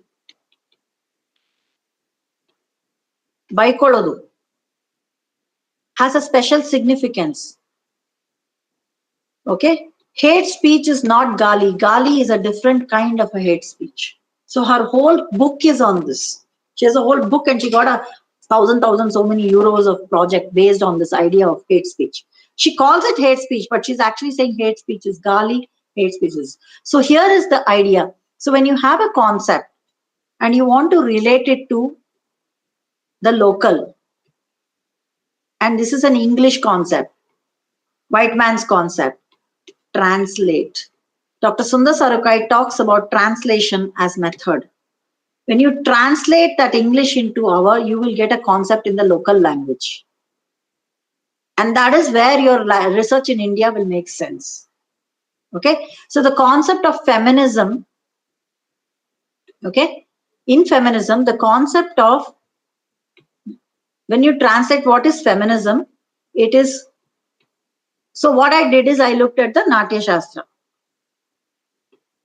The Natya Shastra describes women, okay, as they describe heroes as brave, Viro Datta, something. They describe in terms of their qualities, okay. The classification of heroes in the Natya Shastra in the form of brave and qualities, okay. But the classification of heroines or heroines is always like a Hindi film and Kannada movies. It's dependent on the hero. Heroine waits for the hero, okay. Heroine is going to meet the hero, Abhisarika. Okay, heroine has made the hero. Hero is a Angutaka Nagina, right? Hero is subjugated by the heroine.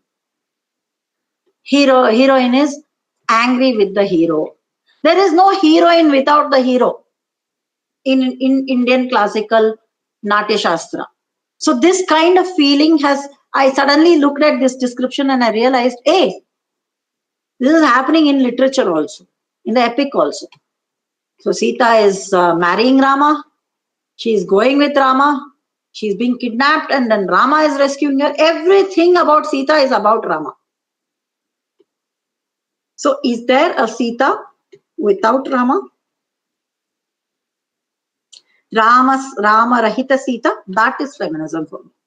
See, so I've translated the concept of the idea of the heroine from the ancient text to look at what new heroine is there in this text. So I'm not sharing my paper with you. Once it's done, you all can read it. Okay, it's still under production, but I'm sharing the process of research, showing you how this is happening, right? So actually, I'm sharing a very practical tip. So in this case, what you're trying to do is that you are actually doing the conceptual study of the literature and you're adding it. So it is not about forcing the data. It is about getting feedback from your data. And that's why when you force the data, what happens? You will take any theory, you'll take Marx theory of economics and say labor cost is going up, labor cost is reducing, therefore Instagram celebrities are able to sell. Instagram celebrities are not about labor cost. It's not about the cost of the advertisement. It's not about personal reach out, because I click on 100 Instagrams posts. I don't buy all of them, right? So there's something else that is influencing that. How much I like, or is it the product itself that is actually doing Instagram? Micro celebrities have no effect. What I actually found in this was a BA research of a student, that's why I'm sharing it very easily. He actually found that small companies, because all the people who advertise on Instagram have personal touch in their products. Okay, they have personal touch in their products. They all write handwritten notes. They pack it personally. Each person is like, "Dear Meera, thank you for buying this candle from me. I hope you enjoy it. Here is a 10% coupon for your next buying." That personal touch. In the Amazon packet comes on, just comes, some packet falls out. Okay, and I'm like, okay, koi bhi. But here in the small community, when I click on Lily's link and buy something from her recommended company, there's a personal touch. So what we actually found out in the Instagram research is it works for small companies who give a personal touch. It works for individual sellers. It works for home industries. It doesn't work for Lux or for Nivea or any of this. It doesn't work. Sales don't go up. It's as good as sending a magazine advertisement. There's no other change. But for small companies that don't have the bandwidth to advertise in the national dailies or in a theater, this kind of personal touch shoots up. In fact, I found that more people had asked for personal company recommendations to the Instagram celebrity than they had for Lux and Nivea and other things. There was no change in the amount of sales that were happening, and there were no likes also. People just, they're so bored of this, right? So personal touch seems to be the way to go. So which theory, of course, we didn't theorize his paper, but we can ask the question of, we can use this theory. How much in control of your life you are, that who are you as an actor, and what are the networks? It's an actor network theory, it's a communication theory. So you can look at this Instagram, I can actually sit and work on this Instagram and make it into an actor network theory. It'll fit more or less, because it's about actors who are sellers and actors who are buyers. Rather than talk about economics, I'm going to talk about what do the people's inner feelings tell them to do or buy. Okay. So this is something I wanted to share. I hope it has been a little bit enlightening. I know there will be hundreds of questions about this. Okay. It's not easy, because every time, when you get something like this, a tip or something, you want me to explain to you, take 2 pinches of salt, put it in the rasam, then taste it. You want a method, but this at the level of research that you people are doing, you have to figure out the method for yourself. Everyone makes rasam in a different way, and the only way you can do is do and learn. Sit and work on a theory.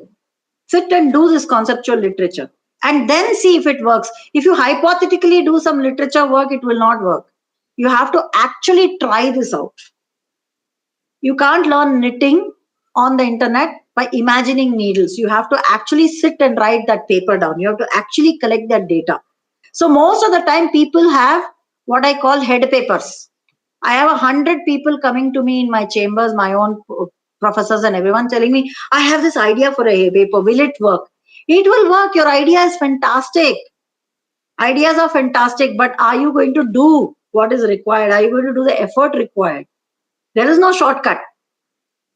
You have to do the literature survey. You have to find the method. You have to get the data. You have to, excuse the language, but sit like a clock and sit like a rock and work like a clock. You have to work on that paper. And believe me, you have to, if there will be so many blockages, but you have to go on. Go back to your theory, go back to your thing, and keep looking, keep searching. You can't say, oh, there is no literature on it. Yeah, but there may be literature which you haven't heard of. Ask people, ask experts, write to people. Do the work required. And I promise you, there is no way you can get this paper done. Shortcut nahi hai. There is no shortcut. Okay? So that is how you get your theory to fit. And once your theory fits, you don't say, this is the theory that is fitting this. No, you say, you take the concepts of the theory and you take the concepts from your data and you say, these are the examples of the concepts. You can either take concepts and give examples of them from data, or you can take data sets. Both are valid, top down or bottom top. Data sets and say they indicate this concept. There are only two ways to write this. Okay, I can either say the concept of feminism is represented in mother-daughter conversations. And I'll say there are a number of conversations between women and women which seem to be that of a elderly woman talking to a younger woman, like a mother-daughter conversation. And they represent, these conversations are the feminist parts of Kavita Kamen's novel. I can do this concept to example or data set to concept. This is the only way to write. These are the only two ways. If you search any other way, it's very difficult. And then you expand it. Then you write. Which brings us to the second part of my topic, which is very simple. And then I'll give you lots of time to ask questions. So the second topic is, how do you write this down? Okay, so I'm going to give you a tip for practicing writing. Okay, all of you are English teachers, all of you are well versed in English, all of you are fantastic people, but I'm going to teach you to write. Okay, one of the ways to learn to write is to practice reported speech. All those of you who are preparing reports of the speeches of the governors and all your department reports. Okay, Dr. Meera gave a wonderful presentation on research using concepts, right? You'll write like this in the department. I also do this, okay? I also do a very inspiring talk about, I have lots of things to write. This is the level at which you're all writing. Now, supposing you take this sentence and you write it into the what we call academies. It's bad. I know people should appreciate normal languages. I know people should, but for the practical purposes of publishing, we have to write it in academics. You can't say Dr. Meera gave a wonderful talk on concepts and research. You would say research so how will I write this? Okay, I'm doing this right now. Okay. So see how my brain is working, because I tell you, I can only show. I cannot tell you. Okay, I cannot tell you ye karo. So I will say, supposing I want to write this in. See, Dr. Meera gave a wonderful talk on research using concepts. Okay, instead of that, I would say research using conceptual literature survey establishes new methods in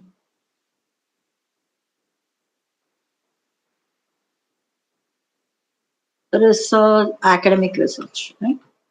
Academic research. Dr. Meera gave a wonderful talk on research methods and conceptual survey, literature survey. Research using conceptual literature survey establishes new method in academic research. Dr. Meera, whatever, 13th, 16th March, blah, blah, blah, citation. You see, this is just a simple sentence, but just converting it into reported speech There's a particular language I am translating. When I'm translating, I'm coding it. And when I'm coding, I'm abstracting it. When I'm abstracting, I am making it a universal thing. Dr. Meera disappears, and this could have been said by anybody. So first I code, which means I change the grammar. First I translate, which means I translate the world of experience. This is an experience. I translate this into language, which all literature people do. So that's why I said in the beginning, I said, at the end of this session, all of you will be like elephants trumpeting with triumph in the jungles of academic research, which have thorns and bamboo trees like Scopus Index papers. So what am I doing? I'm taking a thing and make literature people, you people know. People who are in film, you know, you translate experience. So if a person is experiencing desire, so if a woman is loving somebody in the film, you won't put, oh, I love you. That is not how you portray. You will show the heroine at the lake and the hero is walking and they both are thinking of each other and singing a song. You're coding it. You're translating it into a different language. Same thing. When you produce a film, you're translating. You're coding. Same thing. You do semiotic coding. People who do film studies, you are doing analysis, right? You do reverse analysis here. You're making it into semiotic codes. You're converting it into the codes. And then you're doing that. You're turning an experience into concept. And then for turning an experience to concept, you're abstracting it. You're removing the personal and you're making it the universal. And so when you do this, you just take a few sentences of your own department reports and start writing this language. And as you write this language, you will have the practice of writing very fast. I can right now compose a paragraph in perfect academies. Okay, I can say research requires, you write, people say you speak like a book. Okay, I cannot do this in talk. I have to write. Do you see I'm writing? I'm handwriting because writing gives me the conceptual clarity. So research requires constant checking and rechecking of the data to gauge its coherence with the applied theoretical framework. Claps, everyone. If you read this in a paper, won't you think it's from a paper? You'll say if she made it up right now in a speech, it looks like a paper writing, right? Research requires constant checking and rechecking of the data to gauge its coherence with the applied theoretical framework.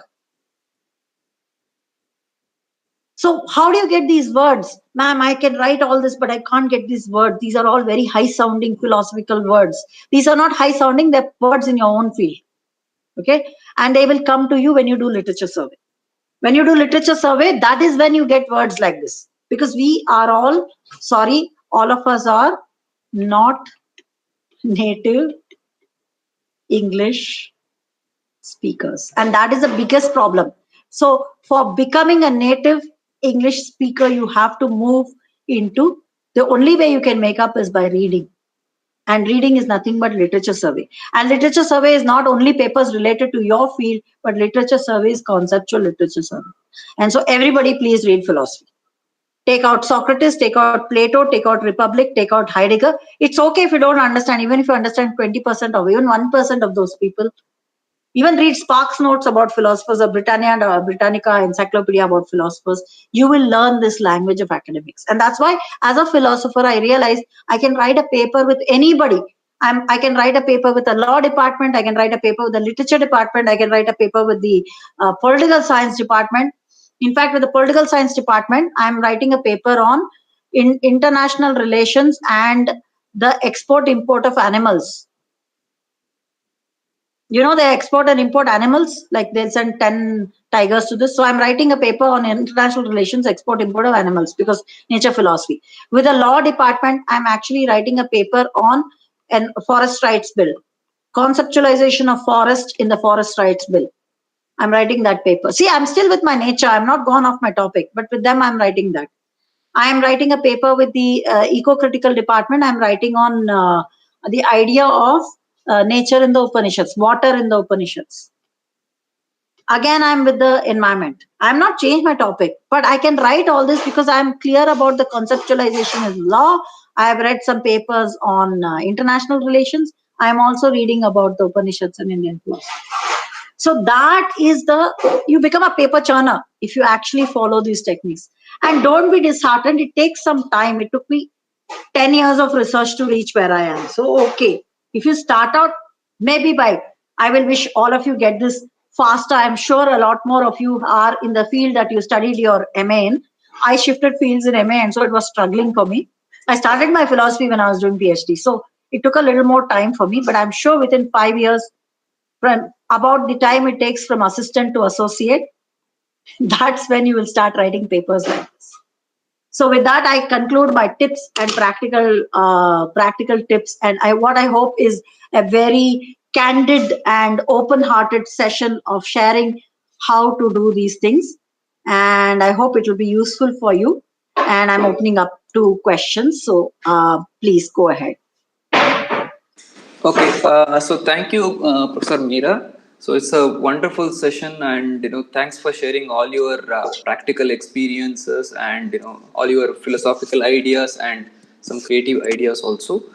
So there is one question from Miss Ipsita Banerjee. She's asking, are you emphasizing more on inductive research approach than the deductive approach?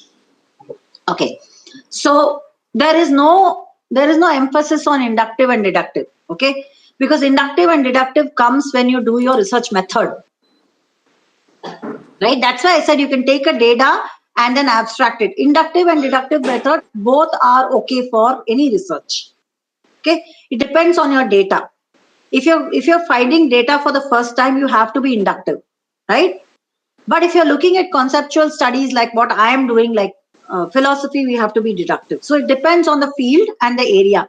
I'm not emphasizing either. What I'm saying is when you go from the data to the concept, what you're doing is translation. You're coding it. You're not doing induction and deduction. You're actually looking at a concept and you're looking at whether it abstracts the data properly or not. You're comparing. It is like, this is my dress, will I fit into it? It is not. So that there's no induction and deduction in that, right? What you're doing is you're doing an inductive method of the theories, right?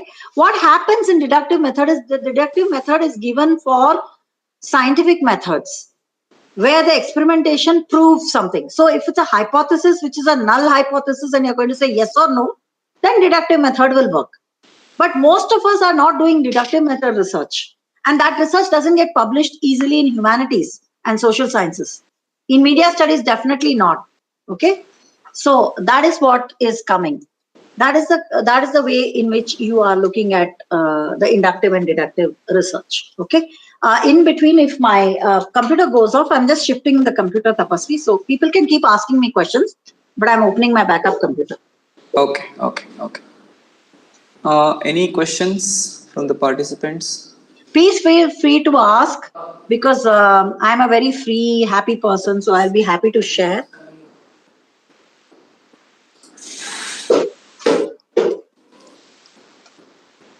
Okay, so I have one question. So from last couple of days, we've been discussing about media research and the techniques which are involved in media research and things like that.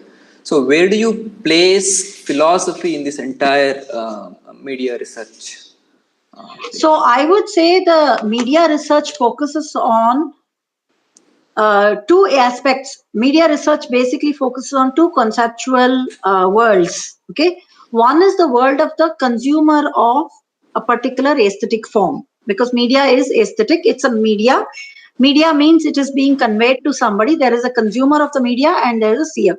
So theories of aesthetics and arts and all those kind of theories will talk about how one consumes the media, or one, grahan karta. How do you take the media and how is it transmitted? Okay. So communication theories, theories of aesthetics and arts, theories of social interrelationships that are portrayed, ideas that are portrayed in media, all these come under one kind of conceptual trope of relationships, society, communication, and aesthetics, right? There's another part of media that is about the very production of media itself. Where does media draw its sources from? What is the foundation of media? You can call it a metamedia research, right? So in the metamedia research, you are looking at, say, if how does if film studies particularly, how do they take Anant Murthy's so-called text and make it into a kind of a movie? How does samskara, how does the text become another, right, text? So these are like the source or the meta theories of the media, where you're looking at the content of the media. Where does the content come from? So one is about the medium itself, the medium of transmission, communication, and the other is about where does the content for the media come. And when you're doing media research, be clear, if you're doing research on the content, you have to look at foundations such as, you have to do interdisciplinary research. You have to look at foundations such as literature, arts, drama, theater, relationships, actor network theory, and all that.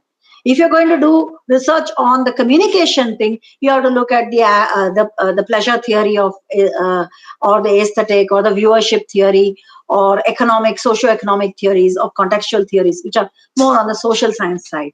So media, just like environmental philosophy, is also an interdisciplinary area. Unfortunately, media doesn't have its own. It does, but it's often going and jumping into other areas of work, right? And other areas of work will also keep jumping into your work. Like there will be philosophers like me who will write about Instagram, when actually people who are doing media research have to write about it. So it's a kind of an interdisciplinarity, but definitely a paper written by a media researcher should focus on either of these, the content of media or the transmission of media. And then it becomes a proper, a kind of a, these are the two conceptual worlds of media research. Yeah. Either the talk has been very good and people are all like stunned, or they have not understood anything. So please feel free to ask questions.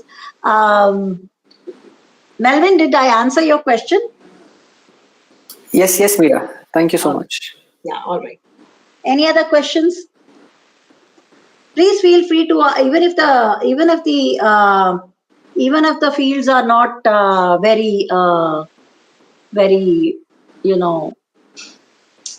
even if the questions don't seem very intelligent or something, please ask, because research is such a crucial. I know all of you are under pressure to publish, right? And it's evening, so any questions? Anything that you can, any of you want to share what you took away from this session?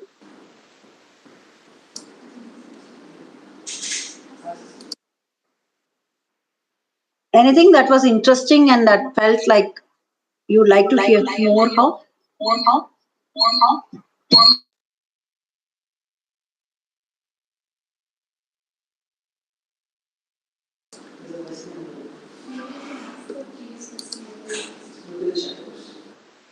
I just shifted my camera, Tapasvi. Can you see me? Yeah. I can't see myself, so this this sad computer's battery is over, so I'm shifting the camera. Okay.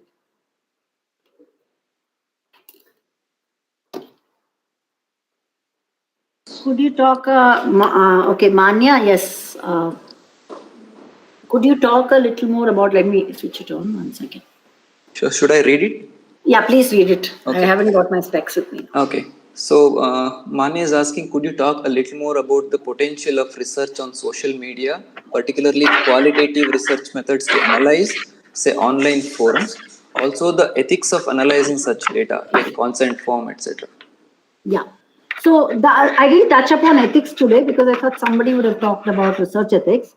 But, when you look at online forums, there are other issues involved when you look at online forums. The point is that when you think of online forums, there are some particular theories which are very popular. Okay. One of the theories states that the virtual world belongs to a different realm.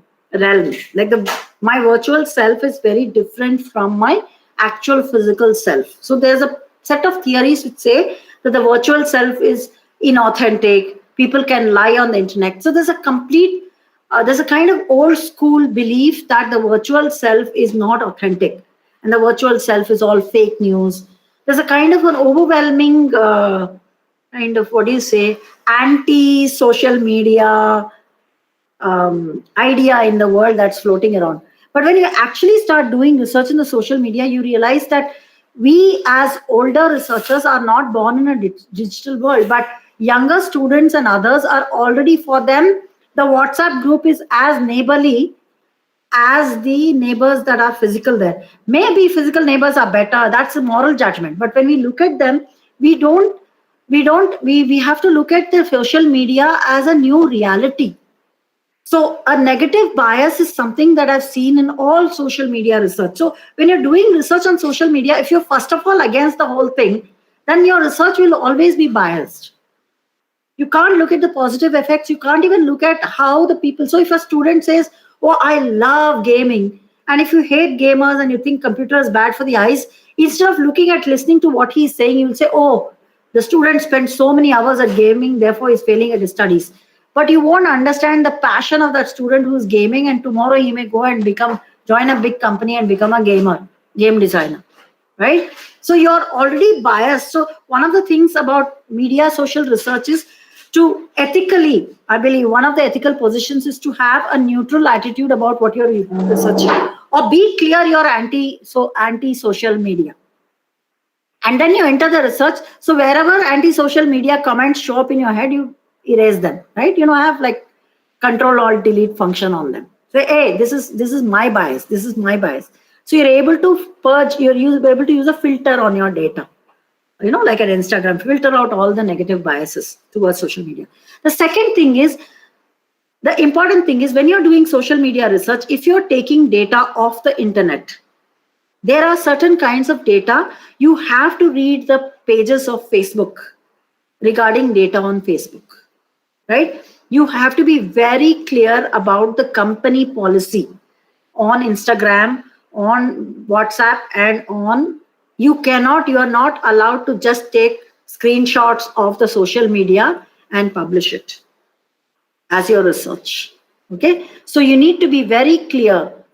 What you can do is you can go and request Facebook to show you a series of that's what, for example, hate speech. There was a series of complaints. So you go to the Facebook people and say, I want to see, these are my research ethics. I promise not to reveal this to your rival company, but I want to see a list of all the websites that you have banned, or all the accounts you have banned, and why you banned them, which are the banned posts. And then they'll give you a set. They will give you a set, provided you promise to abide by the the privacy and the confidentiality, right? The other thing you can do is go to people and ask them. And in case you take the informed consent, it's like any other data. So qualitative research, just because it's online, doesn't mean it becomes anybody can use. Okay, as a researcher, as a social science researcher, you should simply still ask for permission. You should still use the informed consent. Okay, so you should use the informed consent to actually ask a person, say, I'm doing this research on this thing. It's best to be upfront about it. Would you mind if I won't share your name in this, would you mind if I use your data as a part of larger collection? And sometimes when you're doing ethnographic research, where you're only going to interview 1 or 2 people about something sensitive, okay, I wanted to interview what drove a person to suddenly turn from sort of leftist tendencies to rightist tendencies on Facebook. I wanted to interview a troll. So I asked the troll, can I please interview you? And I won't mention your name, but can I use you to understand why you became a troll on internet, on Facebook? I spent about 2 hours of questioning and talking to that person. Okay, and I got some ideas about it. Then after I got the idea, I wrote the paper, but I didn't share it because the person said, no, you have got me wrong. So I just threw away the paper. So that is what happens. So in qualitative research, if you're high ethics, even if you get good data, if you get good concepts, if you find that the person I shared my paper and my findings with that person because it was just one person's interview, right? Why he became a troll. And he said, I don't agree. This is not how I feel. Then I threw away the research. I threw away the paper. Then I'm writing another paper, which he corrected. That's what I'm saying. Checking back with the data. So I went back to him and asked him, what do you agree with, what you don't agree with? And he told me specifically, these are the things that I don't absolutely believe is true of me. So then I did that. Now I can say, oh, he's lying because he wants to present a good thing. In my thing, I've been critical of him. But that's his right. No, it's his data. He wants a story told in a particular way, and I have to tell the story in a particular way. So here I am doing an artistic liberty. I am not going to say my paper is authentic. I'm going to say this is what the troll said, he said. So I'm going to just put the words in his mouth, and he wanted to be portrayed like this. So the ethics comes in, particularly in confidentiality and in checking back with the people. And also sometimes what happens in case of viral video and all, you don't share the content at all. You just say there was an ad on Instagram which talked about. Okay. So the point is, why should online sources not be credible? You think that people who are lying, if you go and talk to a direct person, you think you can make out what they're saying is the truth or not? This whole speech, I could have made up the story. I'm giving you a talk. I could have stood in a lecture hall and given you the talk, right?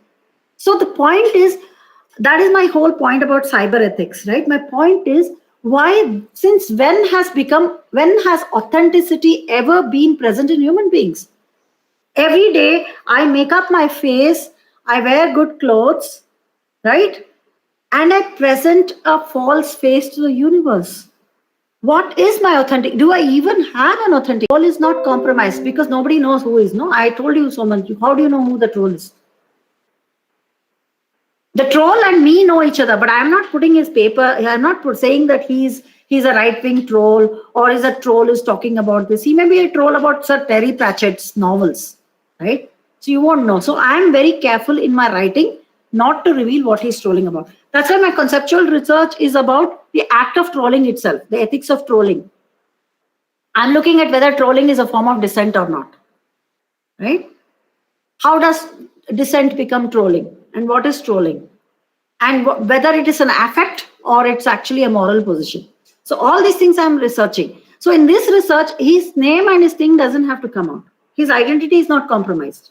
And that is why I called a troll and said, will you talk to me? I called 10 of them. One of them said yes. And that's why qualitative research is tougher. One of them said, okay, he's brave enough. And during the interview also, he gave me nice gali. I got a lot of scoldings from him, right? But I was willing to go through that torture so that I could get a good paper out. And he only said, I want to not be misrepresented. He wanted his authentic self to be shown. And that is the thing. If he wants a false self to be shown, fine. That also goes into the paper in that sense. Like this is how the troll wanted to represent himself. I'm saying the truth as it is. As a researcher, my job is to just translate. And just as in the form of translation, we look for equivalence of these concepts.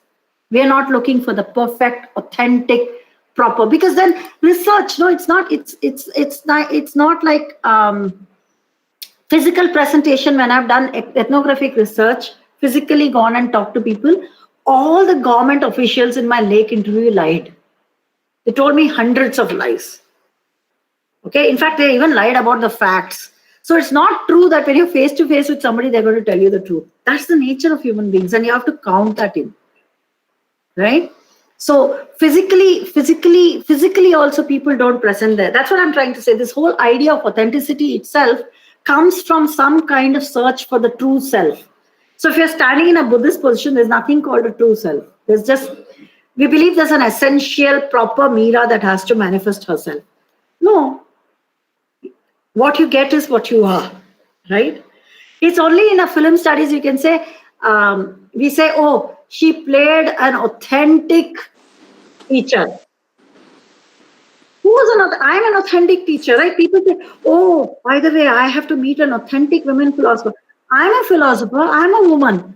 Am I not authentic enough for you? Should I have like some weird, weird haircut, short hair and whitening hair? And can I not be a philosopher with lipstick? So what is authentic philosopher? What is authentic portrayal of a bhangi? An authentic situation can be there, an authentic thing about how people are treated, how people are ill-treated. An authentic fact can be there about the reality of society, which you call social fact. But people themselves are, by nature, there is nothing called authentic. There is what they present to yourself. And so as long as you're following that in ethnographic, that's why people say in ethnographic research, you have to spend a lot of time with them. So perhaps out of 100 faces, 10 of them will be sort of constant and stable. So you can take that 10 and say, okay, this is a stable face. This is what stably is done. Because when you go to a police station doing an interview about how inmates are treated, that day everything will be polished and all the best ones will come and tell you, oh, yahan to laddu milta hai Saturday.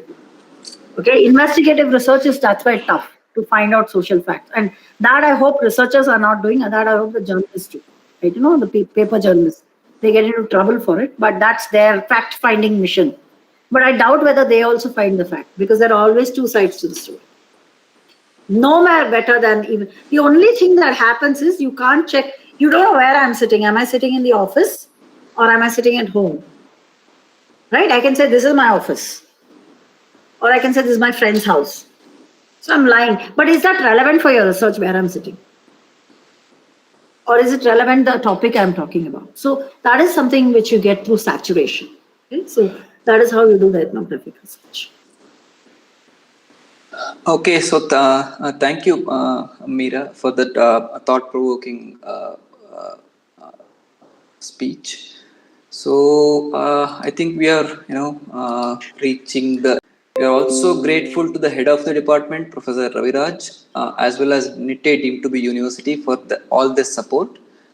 We hope we have been successful in bringing together diverse voices and perspectives important to the field of media research.